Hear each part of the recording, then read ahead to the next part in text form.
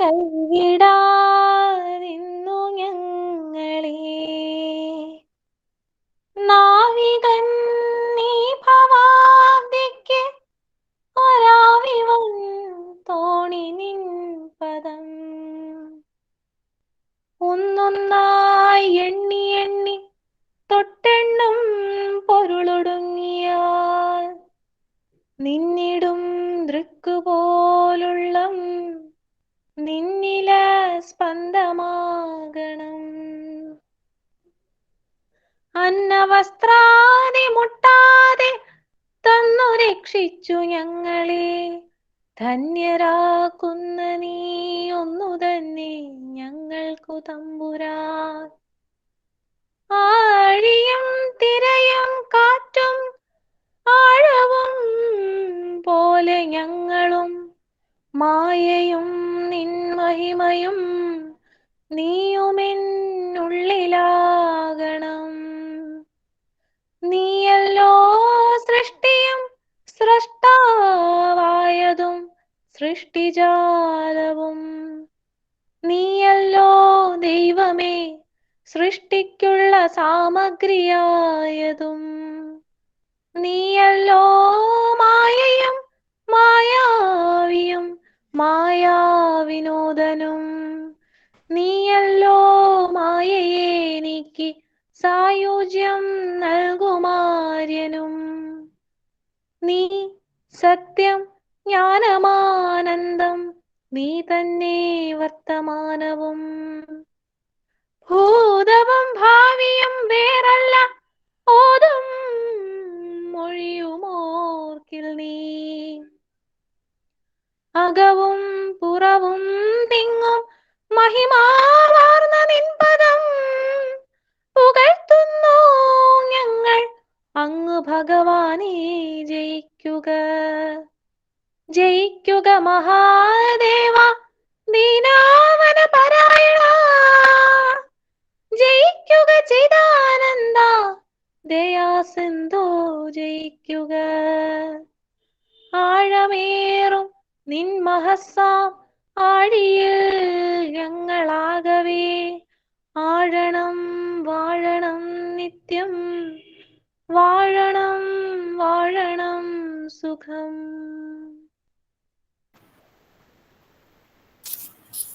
Thank you Asha. സ്വാഗത പ്രസംഗത്തിനായി Sreenarayana training കോളേജിലെ പ്രിൻസിപ്പൽ ഡോക്ടർ ഷീബ പി മാമിനെ സ്വാഗതം ചെയ്യുന്നു. Thank you Sini. ഏവർക്കും നമസ്കാരം. എത്രയും ബഹുമാനപ്പെട്ട സാക്ഷരതാ mission project coordinator Shri Anilkumar sir,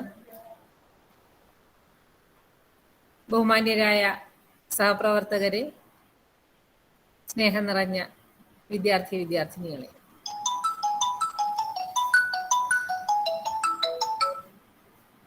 ഇന്ന് സെപ്റ്റംബർ 8 ലോക സാക്ഷരതാ ദിനം. ആത്മവിശ്വാസത്തോടെ ഒരു മനുഷ്യന് ജീവിക്കുന്നതിനാവശ്യമായ എഴുത്തും വായനയും ഗണിതം ഉൾപ്പെടെയുള്ള ശേഷികൾ നേടുക എന്നതാണ് സാക്ഷരത കൊണ്ട് ഉദ്ദേശിക്കുന്നത്.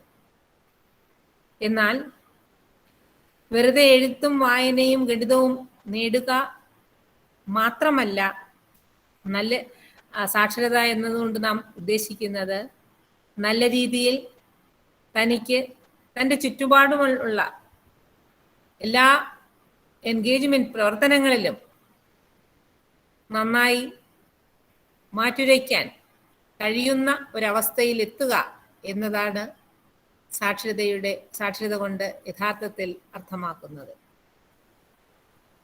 ഒരു സമൂഹം വികാസം പ്രാപിക്കുന്നത് അവിടുത്തെ സാക്ഷരരായ ജനങ്ങളുടെ അളവുകോൽ വെച്ചാണ്. 1991 ഏപ്രിൽ 18 കേരളം 100% സാക്ഷരതയുള്ള സംസ്ഥാനമായി പ്രഖ്യാപിച്ചത്. കേരളത്തിന്റെ സമ്പൂർണ്ണ സാക്ഷരതയ്ക്കായി കേരള സർക്കാർ അക്ഷര കേരളം പദ്ധതി നടപ്പിലാക്കുകയും പട്ടിണിയായ മനുഷ്യ നീ പുസ്തകം കയ്യിലെടുത്തോളൂ, പുത്തനൊരു ആയുധമാണ് നിനക്കത് എന്ന മുദ്രാവാക്യം നമ്മുടെ സാക്ഷരതയിൽ എത്തിക്കുന്നതിനുള്ള ഒരു ചവിട്ടുപടിയായിരുന്നു. സാക്ഷരതാ ക്ലാസുകളിലേക്ക് പ്രായഭേദമന്യേ ആളുകൾ കടന്നെത്തിയത് കേരളത്തിലെ മറക്കാനാവാത്ത ഒരു ഏട് തന്നെയാണ്. കക്ഷിഭേദമന്യേയുള്ള ഈ വിപ്ലവത്തിലൂടെയാണ് കേരളം സമ്പൂർണ്ണ സാക്ഷരതയിൽ എത്തിയത് എന്നാണ് ഞാൻ മനസ്സിലാക്കുന്നത്. ഈ വർഷത്തെ സാക്ഷരതാ ദിനത്തിൽ പ്രധാനമായും യുനെസ്കോ പ്രാധാന്യം നൽകുന്നത് കോവിഡ് കാലത്തും അതിനുശേഷവും അധ്യാപനത്തിലും പഠനത്തിലുമുള്ള വിദ്യാഭ്യാസ പ്രവർത്തനങ്ങളുടെ പങ്കും മാറുന്ന അധ്യയന രീതികളുമാണ് ലക്ഷ്യമിട്ടിരിക്കുന്നത്. COVID-19 കാരണം വിദ്യാഭ്യാസ സ്ഥാപനങ്ങളും മിക്കവാറും എല്ലാം തന്നെ ഉന്നത വിദ്യാഭ്യാസ സ്ഥാപനങ്ങൾ ഉൾപ്പെടെയുള്ള വിദ്യാഭ്യാസ സ്ഥാപനങ്ങൾ അടഞ്ഞുകിടക്കുന്നു. ആയതിനാൽ സാക്ഷരത ഉൾപ്പെടെ എല്ലാ തരം വിദ്യാഭ്യാസങ്ങളും അവതാളത്തിലായിരിക്കുകയാണ്. ഈ അവസ്ഥയിൽ കേരളത്തിന്റെ ജീവിത സൂചിക അതേ ലെവലിൽ നിലനിർത്തുന്നതിന് നാം ഓരോരുത്തരും പ്രയത്നിക്കേണ്ടത് അത്യാവശ്യമാണ്. അതിനായി ഏറ്റവും കൂടുതൽ നമ്മൾ പ്രാധാന്യം നൽകേണ്ടത് നമ്മുടെ സാക്ഷരതയെ അല്ലെങ്കിൽ നമ്മുടെ ജീവിതത്തിന്റെ അളവുകോലിനെ പിടിച്ചു നിർത്തുവാൻ നമ്മൾ ഓരോരുത്തരും അധ്യാപകരെന്ന നിലയിൽ പ്രത്യേകിച്ചും പ്രതിബദ്ധരാകേണ്ടതാണ്.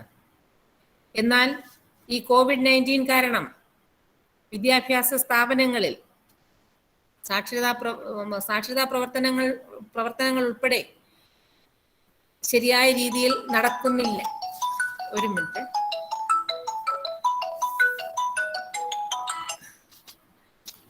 ഈ ഒരു പ്രത്യേക സാഹചര്യത്തിൽ നാം ഓരോരുത്തരും ഇത്തരത്തിലുള്ള ഇന്നത്തെ ഈ ഇന്റർനാഷണൽ ലിറ്ററസി ഡേയുടെ ഭാഗമായി നമ്മൾ ഓരോരുത്തരും എന്തെല്ലാം പ്രവർത്തനങ്ങളാണ് നാം ചെയ്യേണ്ടതെന്നും അതുപോലെ തന്നെ നമുക്ക് നമ്മുടെ സമൂഹത്തിലെ സാക്ഷരതയെ നിലനിർത്തുന്നതിനും അതുപോലെ കുറച്ചുകൂടി സമ്പൂർണ്ണ സാക്ഷരതയാണ് എങ്കിലും നമ്മുടെ 100% എത്തുന്നതിൽ എല്ലാ ഗ്രോണപ്പായിട്ടുള്ള ആൾക്കാർക്കും ആ ഒരു സാക്ഷരത എത്തിച്ചേരുന്നതിൽ നമ്മുടെ ലോകം മുന്നോട്ട് തന്നെ പോകട്ടെ എന്നും അതിനുവേണ്ടി നാം എന്തെല്ലാം കാര്യങ്ങൾ ചിന്തിക്കേണ്ടതുണ്ട്, പ്രവർത്തിക്കേണ്ടതുണ്ട് എന്നെല്ലാം നമുക്ക് ഈ ഒരു പ്രവർത്തനത്തിൽ കൂടി ഈ ഒരു വെബിനാറിൽ കൂടി നമ്മൾക്ക് ലഭിക്കും എന്ന് തന്നെയാണ് എൻ്റെ ഉത്തമ വിശ്വാസം.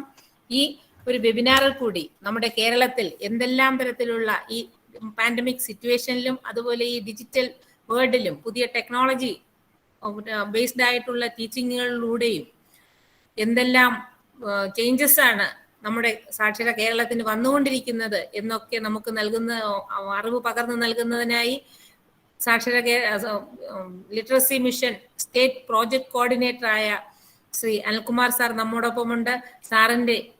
സാറിന്റെ റിസോഴ്സ് സ്റ്റോക്കിൽ നിന്നും നമുക്ക് അതിനെക്കുറിച്ചുള്ള ഒരു വിശദമായ ചിത്രം നമുക്ക് ലഭ്യമാകും. അദ്ദേഹത്തെ നമ്മുടെ ഈ ഒരു സംരംഭത്തിലേക്ക് നമുക്ക് ലഭിച്ചത് വളരെയധികം സന്തോഷം ഉണ്ട്. സാറിനെ ക്ഷണിച്ചപ്പോൾ തന്നെ വളരെ സന്തോഷത്തോടു കൂടി ഇപ്പൊ സാറിനെയൊക്കെ കുറിച്ച് പറയുകയാണെങ്കിൽ അല്ലെങ്കിൽ ലിറ്ററസി മിഷൻ പ്രോഗ്രാംസിനെ കുറിച്ച് പറയുകയാണെങ്കിൽ ഇന്ന് ഏറ്റവും തിരക്കുള്ള ഒരു ദിനമാണ്. എന്നിട്ട് കൂടിയും സാറ് സമയം കണ്ടെത്തി നമുക്ക് കുറച്ച് സമയമെങ്കിലും നമ്മളുമായി ഷെയർ ചെയ്യാൻ പങ്കുവച്ചതിൽ വളരെയധികം സന്തോഷമുണ്ട്. അത്തരത്തിൽ നമുക്ക് വേണ്ടി സമയം ചെലവഴിക്കുന്ന, നമുക്ക് വേണ്ടി കാര്യങ്ങൾ പറഞ്ഞു തരാൻ സന്മനസ് കാണിച്ച സാറിനെ വളരെ സ്നേഹത്തോടുകൂടി സന്തോഷത്തോടുകൂടി ഞാൻ ഈ പ്രോഗ്രാമിലേക്ക് സ്വാഗതം ചെയ്യുന്നു. അടുത്തതായി നമ്മുടെ ഈ പ്രോഗ്രാമിന്റെ അധ്യക്ഷയും കോളേജ് യൂണിയന്റെ സെക്രട്ടറിയുമായ കുമാരി ദർശനയെ ഈ പ്രോഗ്രാമിലേക്ക് സ്വാഗതം ചെയ്യുന്നു. ഈ കോളേജിലെ എല്ലാ അധ്യാപക അനധ്യാപക സുഹൃത്തുക്കളെയും വിദ്യാർത്ഥികളെയും ഈ പ്രോഗ്രാമിലേക്ക് സ്വാഗതം ചെയ്തുകൊണ്ട് ഈ പ്രോഗ്രാമിന്റെ യഥാർത്ഥ മീനിങ് എല്ലാവരും ഉൾക്കൊണ്ടുകൊണ്ട് നാളെ ഒരു നല്ല ഒരു സാക്ഷര കേരളം കെട്ടിപ്പടുക്കുന്നതിൽ നമ്മൾക്ക് ഓരോരുത്തർക്കും ഭാഗഭാഗാക്കാം എന്ന ഉത്തമ വിശ്വാസത്തോടെ ഞാൻ എൻ്റെ വാക്കുകൾ ചുരുക്കുന്നു. നന്ദി, നമസ്കാരം. Thank you ma'am. പ്രസിഡൻഷ്യൽ അഡ്രസ്സിനായി ശ്രീനാരായണ ട്രെയിനിങ് കോളേജിലെ students union general secretary Darshana പ്രകാശിനെ സ്വാഗതം ചെയ്യുന്നു. Good afternoon all. Respected Principal Dr. Shiba ma'am, our resource person, Shri E.V. Anilkumar sir, all my dear teachers and friends. ഇന്ന് സെപ്റ്റംബർ 8 ലോക സാക്ഷരതാ ദിനം അല്ലെങ്കിൽ വേൾഡ് ലിറ്ററസി ഡേ. ലിറ്ററസി എന്ന വാക്ക് മീനിങ് എന്ന് ചോദിക്കുമ്പോൾ നമ്മൾ ability to read and write എന്ന് പറയും. അതായത് എഴുതാനും വായിക്കാനുമുള്ള കഴിവ്. ഈ എഴുതാനും വായിക്കാനുമുള്ള കഴിവ് മാത്രം ആണോ ലിറ്ററസി എന്നുള്ള വാക്കിന്റെ അർത്ഥം? നമുക്ക് പറയാൻ പറ്റുന്ന ആസ് എ സ്റ്റുഡന്റ് ടീച്ചർ നമ്മളെ സംബന്ധിച്ച് എത്ര ക്വാളിഫിക്കേഷൻസ് ലഭിച്ചാലും അത് നല്ല രീതിയിൽ നമുക്കും സമൂഹത്തിനും ഉപയോഗമാകുന്ന രീതിയിൽ എത്തിച്ചേർക്കുക അല്ലെങ്കിൽ നമുക്കത് കൊടുക്കാൻ കഴിഞ്ഞില്ല എന്നുണ്ടെങ്കിൽ നമ്മൾ ലിറ്ററേറ്റ് ആണ് എന്ന് പറയുന്നതിൽ അർത്ഥമില്ല. അപ്പോൾ നല്ല ഗുണങ്ങൾ ഒരു മനുഷ്യൻ നേടുക എന്നുള്ളതാണ് ലിറ്ററസിയുടെ യഥാർത്ഥ സിഗ്നിഫിക്കൻസ് എന്ന് പറയുന്നത്. 1965 യുനെസ്കോ ഇറാന്റെ ക്യാപിറ്റലായ ടെഹ്റാനിൽ വെച്ച് വേൾഡ് ലിറ്ററസി ഡേയെ കുറിച്ച് ശുപാർശ ചെയ്യുന്നത്. എന്തുകൊണ്ടായിരിക്കും ശുപാർശ ചെയ്തിട്ടുണ്ടാവുക? അന്ന് 75.5 ലക്ഷം ജനങ്ങൾക്ക് എഴുതാനും വായിക്കാനും ഉള്ള അറിവില്ലായിരുന്നു. അപ്പോൾ ജസ്റ്റ് ഇമാജിൻ, നമുക്കിപ്പോ ഒരു ടെക്സ്റ്റ് ബുക്ക് നമ്മുടെ കയ്യിൽ തന്നിട്ട് നമുക്ക് വായിക്കാൻ പറയാം അല്ലെങ്കിൽ നോക്കി വായിക്കുക എന്ന് പറയുമ്പോൾ നമുക്ക് അറിയില്ല എന്ന് പറയുമ്പോൾ നമുക്ക് ഇപ്പോൾ തോന്നുന്ന ഒരു വികാരം എന്ന് പറയുന്നത് നമുക്ക് ചിന്തിക്കുന്നതിലും അപ്പുറമാണ് അങ്ങനെ ഒരു വികാരം എന്ന് പറയുന്നത്. അപ്പൊ അത് നേരിടുന്ന ഒരുപാട് ആൾക്കാർ ഇന്നും ഈ ഭൂമിയിൽ, ഇന്നും കേരളത്തിലും നിലനിൽക്കുന്നുണ്ട്. 1991 ഏപ്രിൽ 18 ഇന്ത്യയിൽ ആദ്യത്തെ സ്റ്റേറ്റായി കേരളം 100% സാക്ഷരതയിൽ എത്തുന്നത്. അതിന് കാരണം എന്ന് പറയുന്നത് അതിന് തൊട്ട് മുമ്പത്തെ വർഷങ്ങളിൽ അവർ സർവേ എടുത്ത സമയത്ത് 28,20,338 പേര് ഇല്ലിറ്ററേറ്റ് ആണെന്ന് സർവേയിൽ തെളിഞ്ഞു. അതുകൊണ്ട് ഗവൺമെന്റ് ഓഫ് കേരള അവര് സാക്ഷര കേരളം എന്ന ഒരു പ്രോഗ്രാം കൊണ്ടുവന്നു. അതിനുശേഷം ഒരുപാട് പ്രോഗ്രാം അതിന്റെ അടിയിൽ വർക്ക് ചെയ്യുന്നുണ്ട്. ഇപ്പോൾ തന്നെ വളരെ സന്തോഷത്തിലാണ് ഞാൻ നിങ്ങളെ അറിയിക്കുന്നത്. അതായത് ശ്രീനാരായണ ട്രെയിനിങ് കോളേജ് നെടുങ്കണ്ടയിലെ Agneyam college union world literacy day celebrate ചെയ്യുന്നത് കേരള സ്റ്റേറ്റ് ലിറ്ററസി മിഷൻ അതോറിറ്റിയുടെ പ്രൊജക്ട് കോർഡിനേറ്റർ സാറിനെയാണ് നമുക്ക് റിസോഴ്സ് പേഴ്സൺ ആയിട്ട് ലഭിച്ചിരിക്കുന്നത്. നമ്മൾ അവരോടുള്ള കൊളാബറേഷനിലാണ് ഇന്നത്തെ world literacy day programme celebrate ചെയ്യുന്നത്. അപ്പൊ ശരിക്കും ഞാൻ ഇന്നലെ ഈ കേരള സ്റ്റേറ്റ് ലിറ്ററസി മിഷൻ അതോറിറ്റിയെ കുറിച്ച് ബ്രോഷറിൽ വായിച്ചറിഞ്ഞ് ഞാൻ ഒന്ന് മനസ്സിലാക്കാൻ ശ്രമിച്ചപ്പോൾ ഒരുപാടധികം അവരുടെ സൈറ്റിലായാലും ശരി ഒരുപാടധികം കാര്യങ്ങൾ നമുക്ക് ശരിക്കും എനിക്കറിയില്ലായിരുന്നു. എനിക്ക് ഉറപ്പാണ് നമ്മുടെ കൂട്ടത്തിലിരിക്കുന്ന മെജോറിറ്റി ആൾക്കാർക്ക് ഈ KSLMA ഈ അതോറിറ്റിയെ കുറിച്ച് അറിയില്ല എന്നുള്ളത് എനിക്ക് ഉറപ്പാണ്. അപ്പൊ തന്നെ ഞാൻ ഇന്നലെ കളക്ട് ചെയ്ത കുറച്ച് ഇൻഫർമേഷൻസ് നിങ്ങൾക്ക് എന്തായാലും വേൾഡ് ലിറ്ററസി ഡേ ആണ്, അപ്പൊ എന്തായാലും കുറച്ച് ഇൻഫർമേഷൻസ് ഞാൻ തരണമല്ലോ. അപ്പൊ Kerala state literacy mission authority ഒരു ഓട്ടോണോമസ് ഇൻസ്റ്റിറ്റ്യൂഷൻ ആണ്. ഗവൺമെന്റ് ഓഫ് കേരളയിലെ ജനറൽ എഡ്യൂക്കേഷൻ ഡിപ്പാർട്ട്മെന്റിന്റെ അണ്ടറിൽ വരുന്നതാണ് ഈ ഇൻസ്റ്റിറ്റ്യൂഷൻ എന്ന് പറയുന്നത്. ഇവര് 26 ഒക്ടോബർ 1998 ലോഞ്ച് ചെയ്യുന്നത്. ഇത് മെയിൻലി എയിം ചെയ്യുന്നതെന്ന് പറയുന്നത് കോർഡിനേറ്റിംഗ് ആൻഡ് ആക്ടിവേറ്റിംഗ് ലിറ്ററസിയെ കോർഡിനേറ്റ് ചെയ്യാനും അത് ആക്ടിവേറ്റ് ചെയ്യാനും വേണ്ടിയിട്ടാണ്. അവരുടെ സ്ലോഗൻ എന്ന് പറയുന്നത് തന്നെ education for all and education for ever, എപ്പോഴും എല്ലാവർക്കുമാണ്. നമ്മൾ ഇതിനു മുമ്പ് ന്യൂസ് പേപ്പറിലൊക്കെയും കണ്ടിട്ടുള്ള 2 പേരാണ് ഭഗീരഥി അമ്മയും കാർത്തിയായനി അമ്മയും. അതായത് ഞാൻ ഇന്നലെ വായിച്ചപ്പോൾ എനിക്ക് ഇപ്പോഴും അത് പറയുമ്പോൾ ഭയങ്കര രോമാഞ്ചം തോന്നുന്ന നിമിഷങ്ങളാണ്. അതായത് 105 വയസ്സ് പ്രായമുള്ള ഭഗീരഥി അമ്മ, ആൻഡ് ഷീസ് ഫ്രം കൊല്ലം, അതായത് എന്റെ നാട്ടുകാരിയാണ്. 4th ഇക്വലൻസി ക്ലാസ് പാസ്സായത് 105 വയസ്സിലാണ് 4th ഇക്വലൻസി ക്ലാസ് അവര് പാസ്സാവുന്നത്. അപ്പോ എത്രത്തോളം ആയിരിക്കും ആ ഒരു ഡെഡിക്കേഷൻ അല്ലെങ്കിൽ വിൽ പവർ എന്നൊന്ന് ചിന്തിക്കാം. അതുപോലെ തന്നെ 98 വയസ്സ് പ്രായമുള്ള കാർത്തിയായനി അമ്മ, and she one the first rank in സാക്ഷരത എക്സാമില് ഫസ്റ്റ് റാങ്ക് മേടിച്ച ആളുമാണ് കാർത്തിയായനി അമ്മ എന്ന് പറയുന്നത്. ഇവിടെ നമ്മുടെ ഈ KSLMA അതോറിറ്റിയിലെ അംഗങ്ങളും കൊച്ചുമക്കളും ഒക്കെയുടെ ഹെൽപ്പ് കൊണ്ടിട്ടാണ് ഇവർ 2 പേരായാലും ഇത് പഠിച്ചത്. ഇതുപോലെ തന്നെ ഒരുപാട് ആൾക്കാരുണ്ട്. പക്ഷെ ഏറ്റവും കൂടുതൽ ശ്രദ്ധേയമായ, കാരണം നമ്മൾക്കിപ്പോ തന്നെ ഇത് പറയുമ്പോൾ 105 വയസ്സ് പ്രായം 98 വയസ്സ് പ്രായം എന്നൊക്കെ പറയുമ്പോൾ ഒന്ന് ചിന്തിച്ച് നോക്കാം, അവരുടെ മെമ്മറി എങ്ങനെയായിരിക്കും അല്ലെങ്കിൽ അവരുടെ ഹെൽത്ത് എങ്ങനെയായിരിക്കും, അതിനെയൊക്കെ അതിജീവിച്ചുകൊണ്ടാണ് അവര് അത് നേടിയെടുത്തത് എന്നുള്ളത്. അപ്പൊ ശരിക്കും അവർ ഇൻസ്പിറേഷൻ, നേഷന് ഒരു ഇൻസ്പിറേഷനാണ് അവർ 2 പേരും. 2019 യൂണിയൻ ഗവൺമെന്റിന്റെ നാരി ശക്തി പുരസ്കാർ ഇവർക്ക് 2 പേർക്കും ലഭിച്ചു. നാഷണൽ അവാർഡാണ് 2 പേർക്കും ലഭിച്ചിട്ടുണ്ട്. ഒരുപാട് കോഴ്സസ് ഈ KSLMA അതോറിറ്റിയുടെ അണ്ടറിൽ ഒരുപാട് കോഴ്സസ് ഉണ്ട്. Short term long term courses ഒക്കെ ഒരുപാടുണ്ട്. ഒരുപാട് പ്രൊജക്ട്സ് ന്യൂലി ഒരുപാട് പ്രൊജക്ട്സ് കൊണ്ടുവന്നിട്ടുണ്ട്. അതുപോലെ തന്നെ നമുക്കിപ്പോ ഇന്ന് നമ്മുടെ റിസോഴ്സ് പേഴ്സൺ ആയിട്ട് കിട്ടിയിരിക്കുന്ന അനിൽകുമാർ സാർ എന്ന് പറയുന്നത് ഈ KSLMA ഒരു പ്രൊജക്ട് കോർഡിനേറ്റർ ആണ്. അപ്പൊ നമ്മൾ എത്രത്തോളം ലക്കിയാണ് അങ്ങനെ ഒരാളെ മീറ്റ് ചെയ്യാൻ കഴിയുക. സാറിൽ നിന്നും ഇൻഫർമേഷൻസ് മാക്സിമം നമുക്ക് കളക്ട് ചെയ്യാൻ കഴിയുന്നതും, നിങ്ങൾക്ക് എന്ത് ഡൗട്ട് ഉണ്ടെങ്കിലും നിങ്ങൾ സാറുമായിട്ട് ഇന്ററാക്ട് ചെയ്യുക. മാക്സിമം നിങ്ങൾക്ക് കിട്ടാവുന്ന ഇൻഫർമേഷൻ, കാരണം ആസ് എ സ്റ്റുഡന്റ് ടീച്ചർ ഇത് നമ്മളെ റെസ്പോൺസിബിലിറ്റി ആണ്. കാരണം ഒരു ലിറ്ററസി ഡേ ഇതിനു മുമ്പ് ഞാൻ സെലിബ്രേറ്റ് ചെയ്തിട്ടില്ല, ഞാൻ അറിഞ്ഞിട്ടില്ല. ഇന്നലെ ഞാൻ പലരോടും ചോദിച്ചപ്പോഴും അവരും അറിഞ്ഞിട്ടില്ല. ജസ്റ്റ് എനിക്കൊന്ന് അറിയണമായിരുന്നു ആർക്കൊക്കെ ഇത് അറിയാമെന്നുള്ളത്, അപ്പൊ അറിഞ്ഞിട്ടില്ല. അപ്പൊ ശരിക്കും ഇതെന്ന് പറയുന്നത് വളരെ വാല്യുബിൾ ആയിട്ടൊരു മൊമെന്റ് ആണ്. അപ്പോൾ എന്റെ സ്റ്റുഡൻസിനോടും എന്റെ കൂട്ടുകാരോടും എനിക്ക് പറയാനുള്ള കാര്യങ്ങൾ ഇത്രയേ ഉള്ളൂ.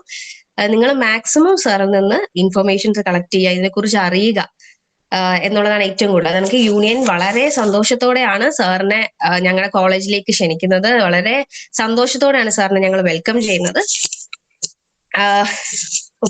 ഇത്രയും പറഞ്ഞുകൊണ്ട് വേൾഡ് സാക്ഷരതാ ദിനത്തിൽ സാറിന്റെ വാക്കുകൾ കേൾക്കാൻ വേണ്ടി ഞങ്ങൾ വളരെയധികം ആകാംക്ഷയോടെ കാത്തിരിക്കുകയാണ്.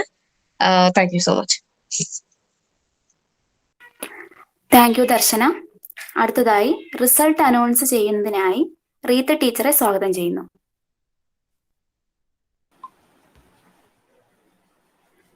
Good afternoon. നമ്മുടെ വേൾഡ് ലിറ്ററസി ഡേയുടെ ഭാഗമായിട്ട് കേൾക്കാമല്ലോ അല്ലേ?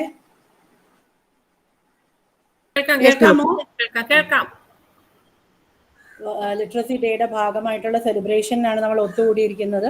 അപ്പോൾ നമ്മൾ വി ആർ ലിറ്ററേറ്റ് ഇനഫ്, അതുകൊണ്ട് തന്നെ നമുക്ക് നടത്താൻ കഴിഞ്ഞിട്ടുള്ള ചില പ്രോഗ്രാംസിൻ്റെ റിസൾട്ട് അനൗൺസ് ചെയ്യുക എന്നുള്ളതാണ് എന്നിൽ നിക്ഷിപ്തമായിട്ടുള്ള കർത്തവ്യം.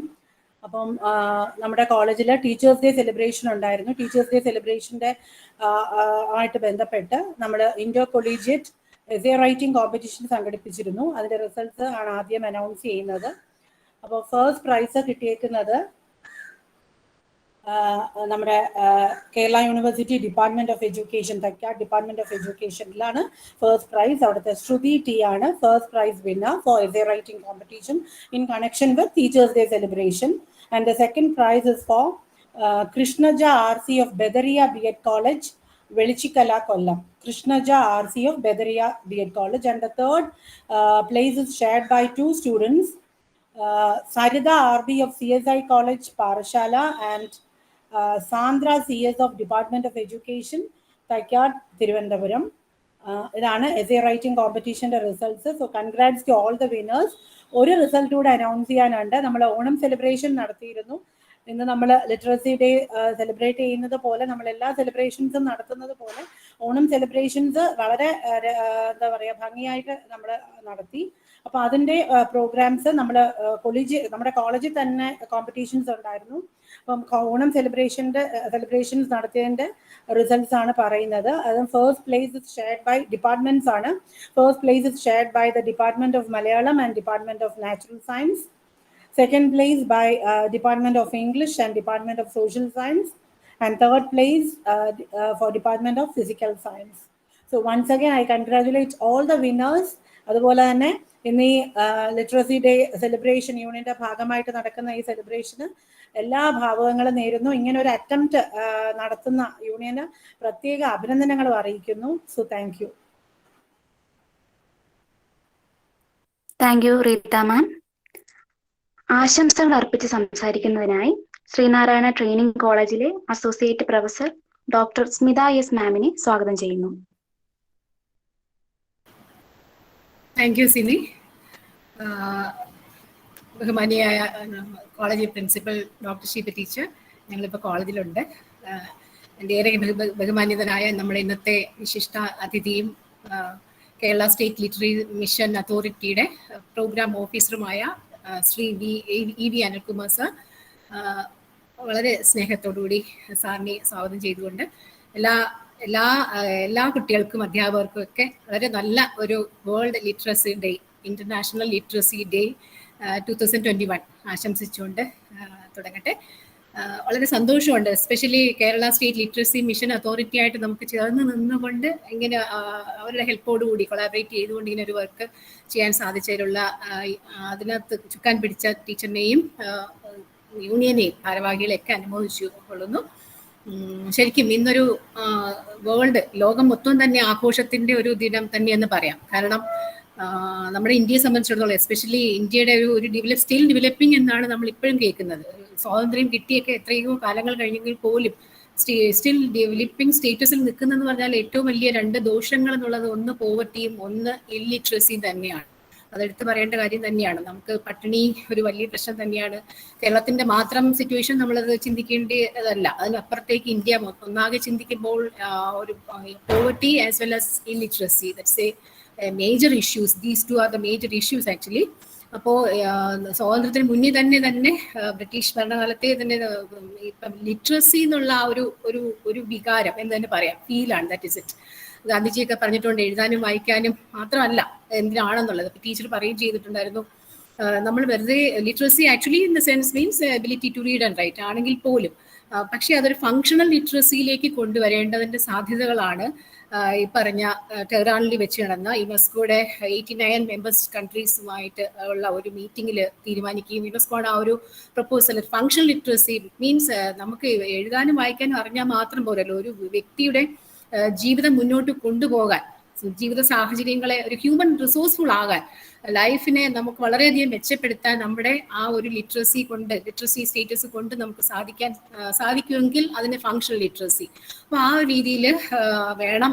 വെറും എഴുത്തും വായനയും മാത്രമല്ല, ജീവിത നിലവാരം ഉയർത്തുക എന്നുള്ളതാണ് മെയിൻ ഉദ്ദേശമെങ്കിൽ എഴുത്തും വായനയും മാത്രം ഒതുങ്ങിയ പോരെന്നുള്ള ആ ഒരു ചിന്തയിൽ നിന്നും യുനെസ്കോ ടെഹ്റാനിൽ വെച്ച് 1965 സെപ്റ്റംബർ 8 കൂടിയ ആ ഒരു ഇതിന്റെ ഇതാണ് ഇന്ന് നമ്മൾ സെപ്റ്റംബർ 8 ഈ വേൾഡ് ഇന്റർനാഷണൽ ലിറ്ററസി ഡേ ആയിട്ട് ശരിക്കും സെലിബ്രേറ്റ് ചെയ്യുന്നത്.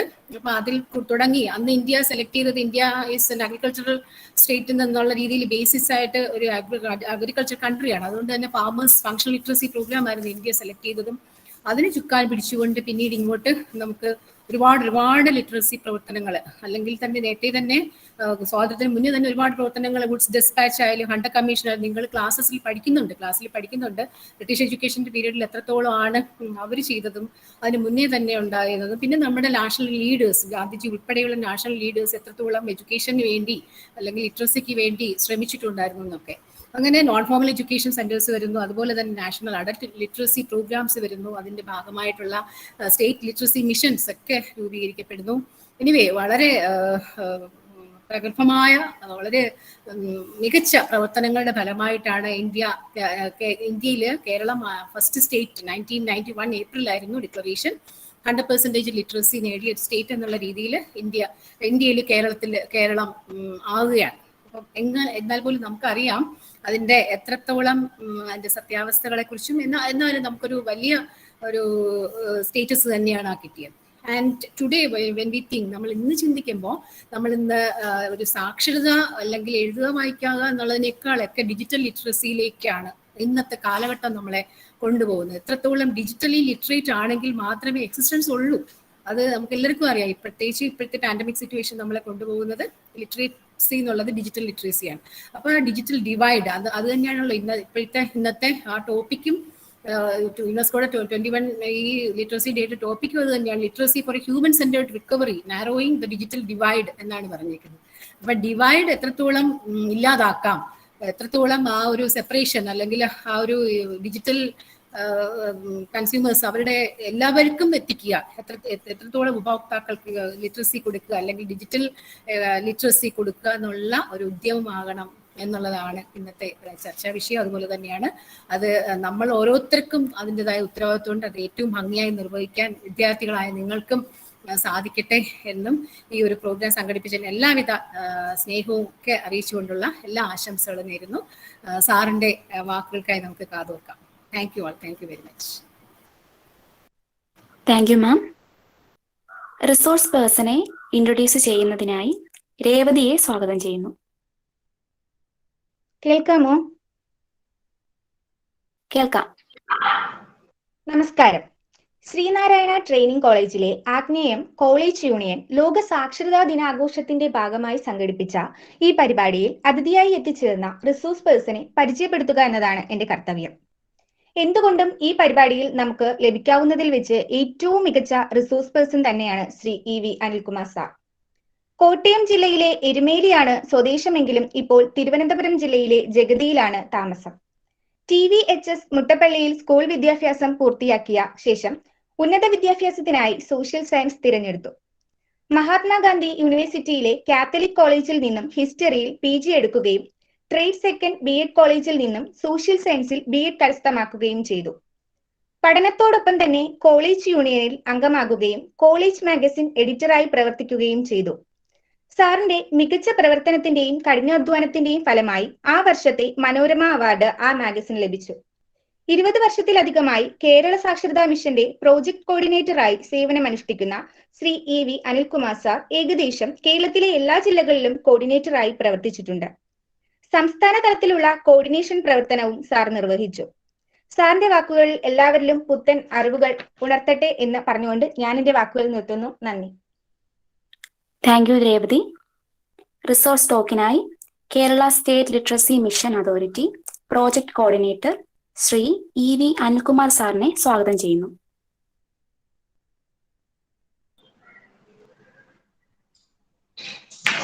കേൾക്കാവോ പറയുന്നേ?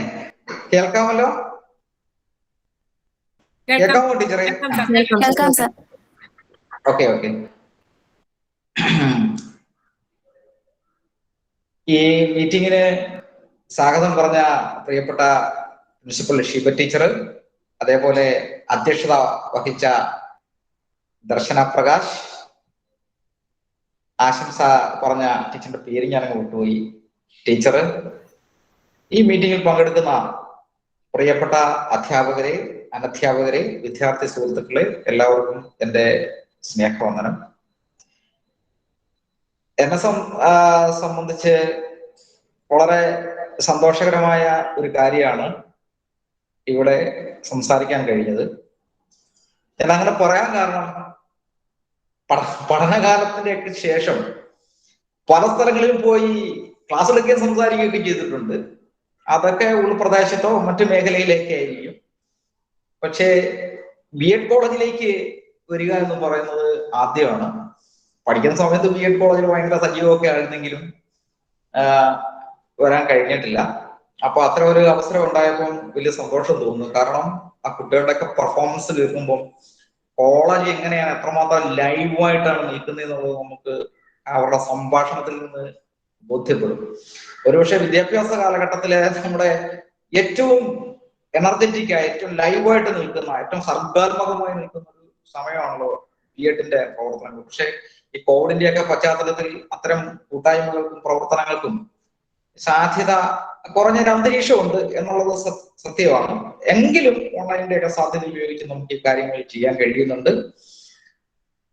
ഇപ്പോൾ തന്നെ ലിറ്ററസിയുടെ പ്രോഗ്രാം തന്നെ ഏറ്റെടുക്കാൻ യൂണിയനും കോളേജിനും കഴിഞ്ഞു എന്നുള്ളത് വളരെ അഭിമാനകരമായ കാര്യമാണ്. അതേപോലെ വളരെ സമകാലീന പ്രാധാന്യമുള്ളൊരു കാര്യമാണ്. അതോടൊപ്പം ഈ ഇതുമായി ബന്ധപ്പെട്ട് നടന്ന മത്സരങ്ങളിലൊക്കെ വിജയിച്ചവരോടുള്ള അഭിനന്ദനം കൂടെ പറയാൻ ഞാൻ ആഗ്രഹിക്കുകയാണ്. ഞാന് ദീർഘമായിട്ടൊന്നും സംസാരിക്കുന്നില്ല. പരമാവധി ഒരു 20 മിനിറ്റിനുള്ളിൽ ചില കാര്യങ്ങൾ സംസാരിക്കാമെന്നാണ് ആഗ്രഹിക്കുന്നത്. ഞാൻ അങ്ങനെ പറയാൻ കാരണം ഇപ്പോഴത്തെ വിദ്യാഭ്യാസത്തിന്റെ ഒരു കാലഘട്ടത്ത് പണ്ടത്തെ വിദ്യാഭ്യാസ പ്രവർത്തനങ്ങൾ പോലെയല്ലല്ലോ. ലൈബ്രറിയെ മാത്രം നമുക്ക് ആശ്രയിക്കേണ്ടി വരുന്നില്ല, അധ്യാപകരെ മാത്രം നമുക്ക് ആശ്രയിക്കേണ്ടി വരുന്നില്ല. പലതരത്തിൽ പഠന സാമഗ്രികൾ കിട്ടുന്നൊരു കാലമാണ്. അത് ലൈബ്രറികൾ പോലും നമുക്കിപ്പം ഓൺലൈനായിട്ട് നമുക്ക് കിട്ടും. അല്ലെങ്കിൽ പുസ്തകങ്ങൾ നോക്കാം, വിവരങ്ങൾ ശേഖരിക്കുക, അങ്ങനെ ധാരാളം വിവരങ്ങൾ കിട്ടുന്ന ഒരു കാലഘട്ടത്താണ് നമ്മൾ ഇപ്പോൾ ജീവിച്ചിരിക്കുന്നത്. മുൻപ് എന്റെ പഠനകാലത്ത് ഇത്രയും സൗകര്യങ്ങളില്ല. ഇത്രയും നമുക്ക് നെറ്റോ മറ്റു കാര്യങ്ങളൊക്കെ യൂസ് ചെയ്തുകൊണ്ട് വിവരങ്ങൾ ശേഖരിക്കാൻ പറ്റുന്ന ഒരു കാലഘട്ടമല്ല.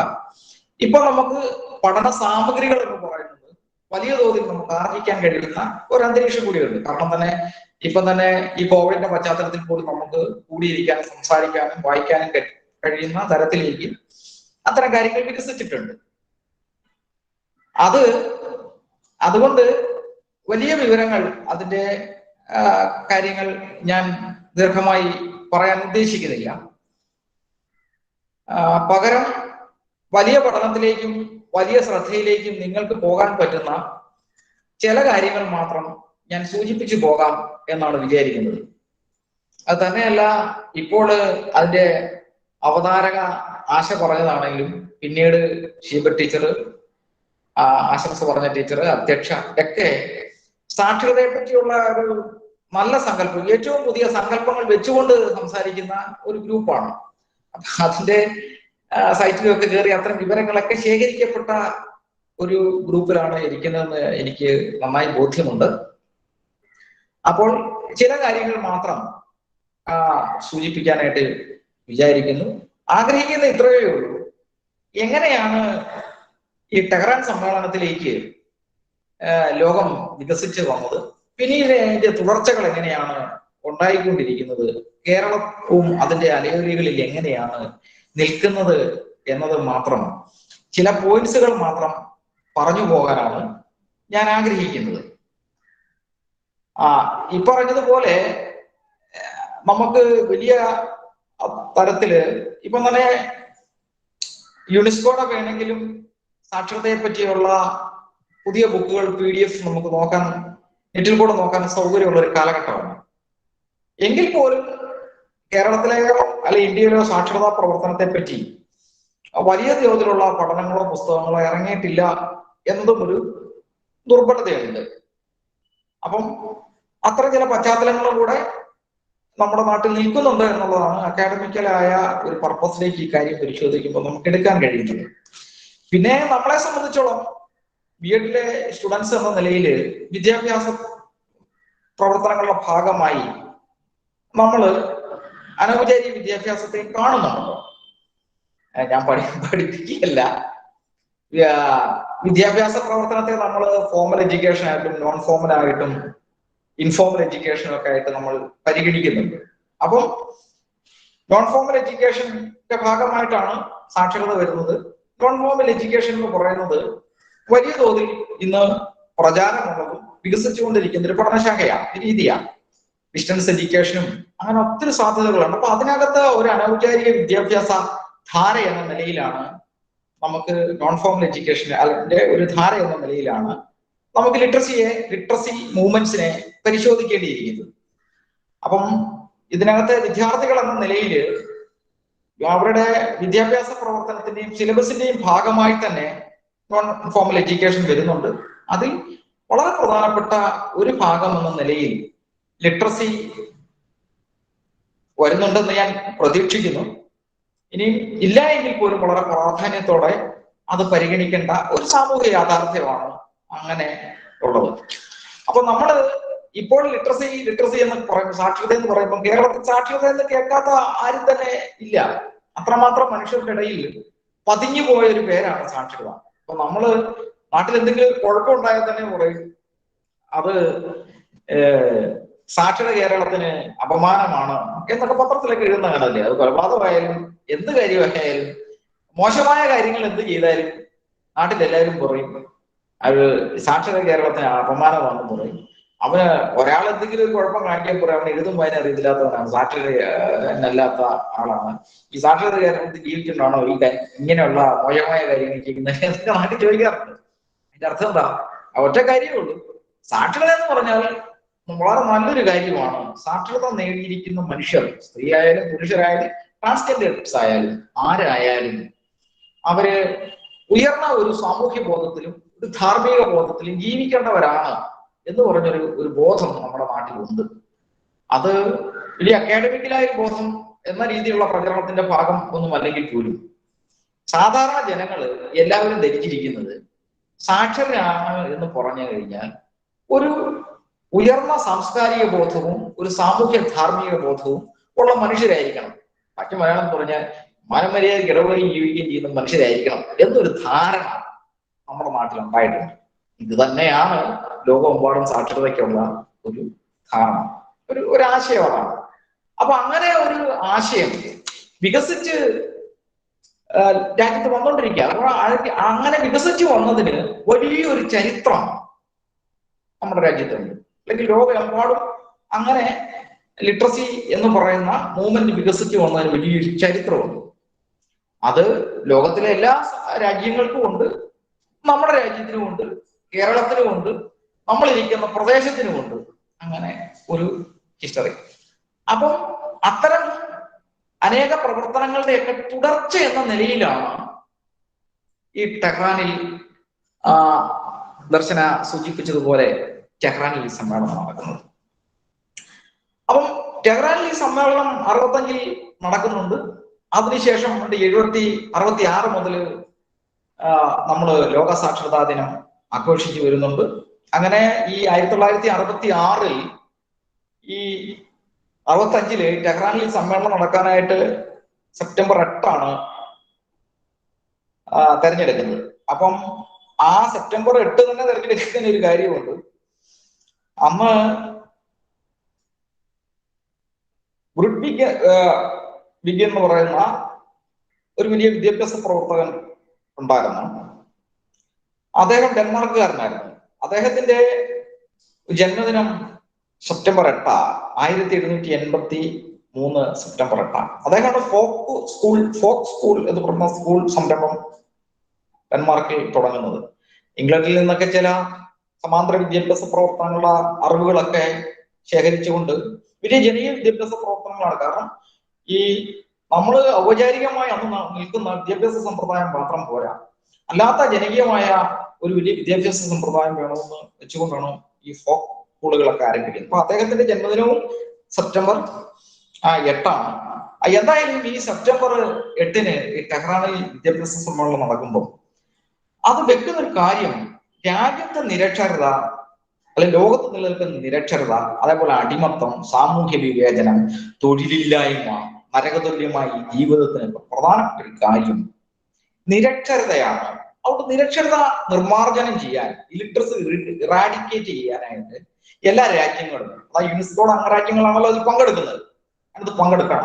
അതിൽ പ്രത്യേക സവിശേഷമായ ഊന്നൽ നൽകണം എന്നൊരു തീരുമാനത്തിലാണ് അങ്ങനെ നമ്മുടെ അത്തരം ഒരു പ്രവർത്തനത്തിലേക്ക് വരുന്നത്. പക്ഷേ എന്നാൽ അതിനൊക്കെ മുമ്പ് തന്നെ നമ്മുടെ രാജ്യത്തും നമ്മുടെ സംസ്ഥാനത്തും ഒക്കെ ഇത്തരം രീതിയിലുള്ള സാക്ഷരതാ വിദ്യാഭ്യാസ പ്രവർത്തനങ്ങളുടെ ഒരു വലിയ പാരമ്പര്യവും ചരിത്രവും ഇന്ത്യക്കുമുണ്ട്. അതായത് 52 ഇന്ത്യക്ക് സ്വാതന്ത്ര്യം കിട്ടി. അതിനുശേഷം ആദ്യത്തെ ഗവൺമെന്റ് തന്നെ ജവഹർലാൽ നെഹ്റു പ്രധാനമന്ത്രിയായിരിക്കുന്ന സമയത്ത് തന്നെ ഇത്തരം പ്രവർത്തനങ്ങളിലേക്ക് നമ്മുടെ രാജ്യം മാറുന്നുണ്ട്.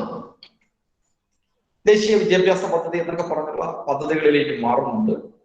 ഈ ടെഹ്റാനിൽ ഈ സമ്മേളനം നടക്കുന്നതിന് മുമ്പ് തന്നെ ഇന്ത്യ അടക്കമുള്ള വിവിധ രാജ്യങ്ങളിൽ ഇത്തരം സാക്ഷരതാ വിദ്യാഭ്യാസ സാക്ഷരതാ പ്രവർത്തനങ്ങൾ വരുന്നുണ്ട്. ആ പഴയ സോവിയറ്റ് യൂണിയനിലാണെങ്കിൽ 1919-നും 1939-നും ഇടയിൽ അവിടെ വലിയ സാക്ഷരതാ പ്രവർത്തനം ക്യാമ്പയിൻ എന്ന നിലയിൽ നടക്കുന്നുണ്ട്. 1920 ആകുമ്പോഴത്തേന് അവിടെ ഒരു സാക്ഷരതയുടെ ഒരു ഡിപ്പാർട്ട്മെന്റ് തന്നെ ഗവൺമെന്റിന് വേണം എന്ന് പറഞ്ഞ രൂപത്തിലേക്ക് വരുന്നുണ്ട്.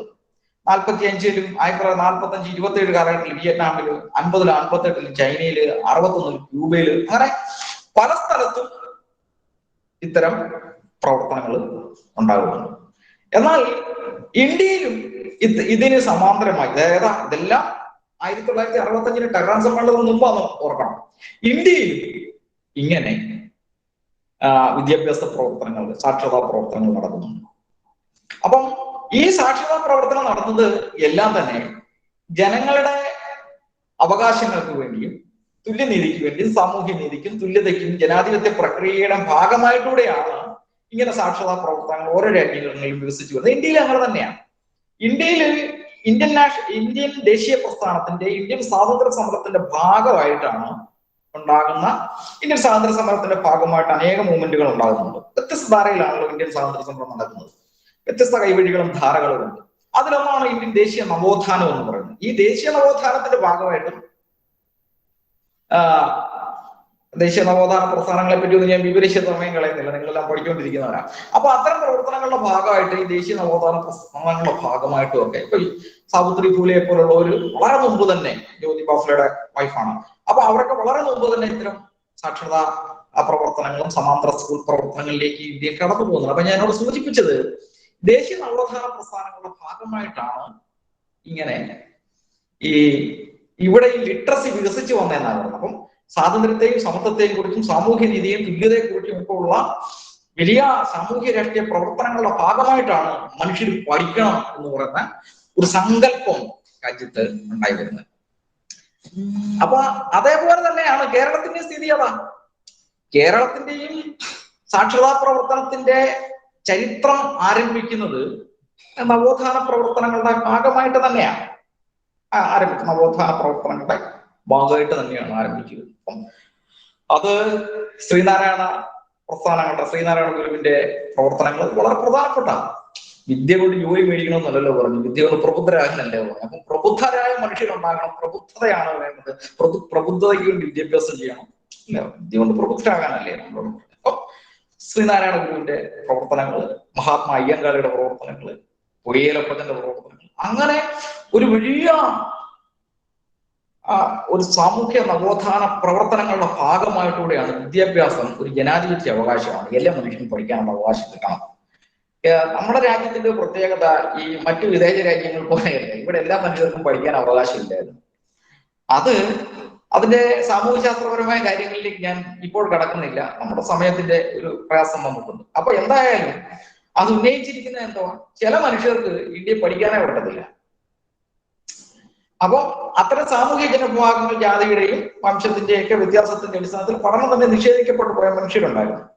അപ്പൊ അത്തരം മനുഷ്യർക്ക് കൂടെ വിദ്യാഭ്യാസം ആർജിക്കേണ്ടതാണ്. അപ്പൊ അതെല്ലാം സൂചിപ്പിക്കുന്നത് എന്താ, ജനാധിപത്യ പ്രക്രിയയുടെ ഭാഗമാണ്, സ്വാതന്ത്ര്യത്തിന്റെ, സമത്വത്തിന്റെ, സാഹോദര്യത്തിന്റെ ഭാഗമാണ് വിദ്യാഭ്യാസ അവകാശം എന്നൊരു കാഴ്ചപ്പാട് വരികയും എല്ലാ മനുഷ്യർക്കും വിദ്യാഭ്യാസം വേണം, എല്ലാവർക്കും ചെയ്യേണ്ടത് ജനാധിപത്യ അവകാശത്തിന്റെ കാര്യമാണ്. ഇത്തരം പ്രവർത്തനങ്ങൾ ഈ നവോത്ഥാന കാലഘട്ടത്ത് ഉണ്ടാകുന്നുണ്ട്. അപ്പൊ അതിന്റെ ഒരു പ്രത്യേകത, അതിന് തൊട്ടു മുമ്പുണ്ടായ ചില മിഷണറി പ്രവർത്തനങ്ങളും ഒക്കെ അത്തരം കാര്യങ്ങൾക്ക് വലിയ സഹായങ്ങൾ ഉണ്ടാകുന്നുണ്ട്. സ്കൂളുകൾ ഉണ്ടാകുന്നുണ്ട്, സംവിധാനങ്ങൾ ഉണ്ടാകുന്നുണ്ട്. അങ്ങനെ വരുന്ന ഒരു ഇപ്പം അടിയന്തര സ്കൂളുകൾ പോലുള്ള കാര്യങ്ങൾ വരുന്നതിന് മിഷണറി പ്രവർത്തനങ്ങളുടെ ഭാഗമായിട്ട് തിരുവിതാംകൂർ ഗവൺമെന്റ് ഉണ്ടാക്കുന്ന മറ്റു ചില കാര്യങ്ങൾ ഉണ്ടാകുന്നുണ്ട്, ചില ഭരണ പരിഷ്കാരങ്ങൾ ഉണ്ടാകുന്നുണ്ട്. ഇതെല്ലാം ജനങ്ങളുടെ പുതിയ സാമൂഹിക ഘടനയിൽ ഉണ്ടാകുന്ന മാറ്റം, ബ്രിട്ടീഷുകാരുടെ വരവിന് ശേഷം ഇന്ത്യയിൽ ഉണ്ടാകുന്ന സാമൂഹ്യ മാറ്റങ്ങളുടെ വ്യത്യാസങ്ങൾ, ഈ ജനങ്ങൾക്കിടയിലുള്ള ചില പുതിയ ആവശ്യങ്ങൾ ഉണ്ടാകുന്നുണ്ട്. അപ്പൊ അത്രയെല്ലാം പശ്ചാത്തലത്തിൽ ഇവിടെ ആണ് വിദ്യാഭ്യാസം സാർവത്രികമാണ്, എല്ലാ മനുഷ്യനും പഠിക്കാനുള്ള അവസരം ഉണ്ടാകണം എന്നൊരു വാദം കേരളത്തിൽ സജീവമാകുന്നു. അങ്ങനെയാണ് ഈ നവോത്ഥാന പ്രസ്ഥാനത്തിലൂടെ അത് ഭയങ്കര ശക്തമായി വരികയും. എന്തായാലും അതിനകത്ത് ഏറ്റവും രസകരമായ ഒരു കണക്ക് നമ്മൾ കാണുന്നത്, ഇത് സംബന്ധിച്ച് ഈ മൈക്കൽ തരകൻ സാറ് ഒരു പണ്ട് മാതൃഭൂമി അയച്ചപ്പോൾ ഒത്തിരി വർഷം മുമ്പാ, ഞാൻ പഠിക്കുന്ന സമയത്ത്, സാക്ഷരത വരുന്ന സമയത്ത് പോലുമല്ല, ഒരു പഠനം നടക്കുന്നത് മലയാളിയായ സാക്ഷരരായിരിക്കുന്നു. അപ്പൊ അദ്ദേഹം അതിനകത്ത് ചില കണക്കുകൾ പറയുന്നത് ഞാൻ ഇപ്പോഴും ഓർക്കുന്നുണ്ട്. അദ്ദേഹം പറയുന്നത് ഈ സാമൂഹ്യ നവോത്ഥാന പ്രസ്ഥാനങ്ങളുടെ ഭാഗമായിട്ടാണ് കേരളത്തിൽ ഏറ്റവും കൂടുതൽ മനുഷ്യര് സാക്ഷരരായെന്നാണ് പറയുന്നത്. അതിന്റെ റേറ്റ് പറയുന്നത് 1901 കാലഘട്ടത്തില് വെറും തിരുവിതാംകൂറിൽ 14.9% സാക്ഷരതാ നിരക്ക്. എന്നാൽ 1951 ആകുമ്പോഴേക്കും തിരുവിതാംകൂറിൽ 54% എന്ന നിലയിലേക്ക് സാക്ഷരതയുടെ റേറ്റ് വലിയ വ്യത്യാസം ഉണ്ടാകുന്നതാണ് പറയുന്നത്. വലിയ വ്യത്യാസം സാക്ഷരതയിൽ അങ്ങനെ ഉണ്ടാകുന്നതാണ് പറയുന്നത്. എന്നാൽ മലബാറിലെ സ്ഥിതി കേരളത്തിനെക്കാട്ടിലും വളരെ കുറവായിരുന്നു. ഈ നവോത്ഥാന പ്രസ്ഥാനങ്ങളുടെ ശ്രീനാരായണ അയ്യങ്കാളി, വീരപ്പന് ഉള്ള നവോത്ഥാന പ്രസ്ഥാനങ്ങളുടെ ഒരു കുറവ് കൂടെയാണ് അതിനകത്ത് മലബാറിൽ ഒരുപക്ഷെ ലിറ്ററസി റേറ്റ് അക്കാലത്ത് ഇത്രയും കുറയാൻ കാരണമെന്ന് എനിക്ക് തോന്നുന്നു. 11% അതേ കാലഘട്ടത്ത് ഈ മലബാറിലെ സാക്ഷരതാ നിരക്ക്. അത് പിന്നീട് ഈ 51 ആകുമ്പോഴത്തേന് 35% ലിറ്ററസി റേറ്റിൽ മാറുന്നു. അപ്പൊ ഞാൻ പറഞ്ഞു വന്നതിന്റെ ഇത്രമേ ഉള്ളൂ, കേരളത്തില് ഈ ഇങ്ങനെ സാക്ഷരതാ നിരക്കിനകത്ത് വ്യത്യാസം ഉണ്ടാകാനും സാക്ഷരതാ പ്രവർത്തനത്തിന്റെ ആരംഭത്തിനകത്തും ഉണ്ടാകാനുള്ള ഒരു കാരണം ഈ കേരളത്തിലെ നവോത്ഥാന പ്രസ്ഥാനങ്ങളും നവോത്ഥാന മുന്നേറ്റങ്ങളും അതേ തുടർന്ന് വന്ന മറ്റ് സാമൂഹ്യ രാഷ്ട്രീയ പ്രസ്ഥാനങ്ങളും സർക്കാരുകളും ഒക്കെയാണ്. അതിൽ നവോത്ഥാനത്തിനകത്ത് നമുക്ക് ഈ സാക്ഷരതയുടെ വേരുകൾ അതിശക്തമായി നിൽക്കുന്നത് കാണാൻ കഴിയുന്നുണ്ട്. അതാ മൈക്കൽ തരകൻ സാർ ആ ലേഖനം എഴുതുമ്പോഴത്തേന് പറയുന്നുണ്ട്, ഈ മിഷണറി പ്രവർത്തനങ്ങൾ തഞ്ചാവൂരിലാണ് ഏറ്റവും കൂടുതൽ പണം കേരളത്തെക്കാട്ടിൽ ഉപയോഗിച്ചത്. പക്ഷേ തഞ്ചാവൂരിലെ ലിറ്ററസി റേറ്റിനെക്കാട്ടിലും അക്കാലഘട്ടത്തിൽ ഏറ്റവും കൂടുതൽ ലിറ്ററസി റേറ്റ് തിരുവിതാംകൂറിൽ വരുന്നുണ്ടെന്നാണ് പറഞ്ഞത്. ഞാൻ തിരുവിതാംകൂറിൽ വരാനുള്ള പ്രധാനപ്പെട്ട കാര്യം ഈ സാമൂഹ്യ നവോത്ഥാന പ്രസ്ഥാനമാണെന്ന് അദ്ദേഹം മൈക്കിൾ തരകൻ സാറിന്റെ ലേഖനത്തിൽ നമുക്ക് കാണാൻ കഴിയും.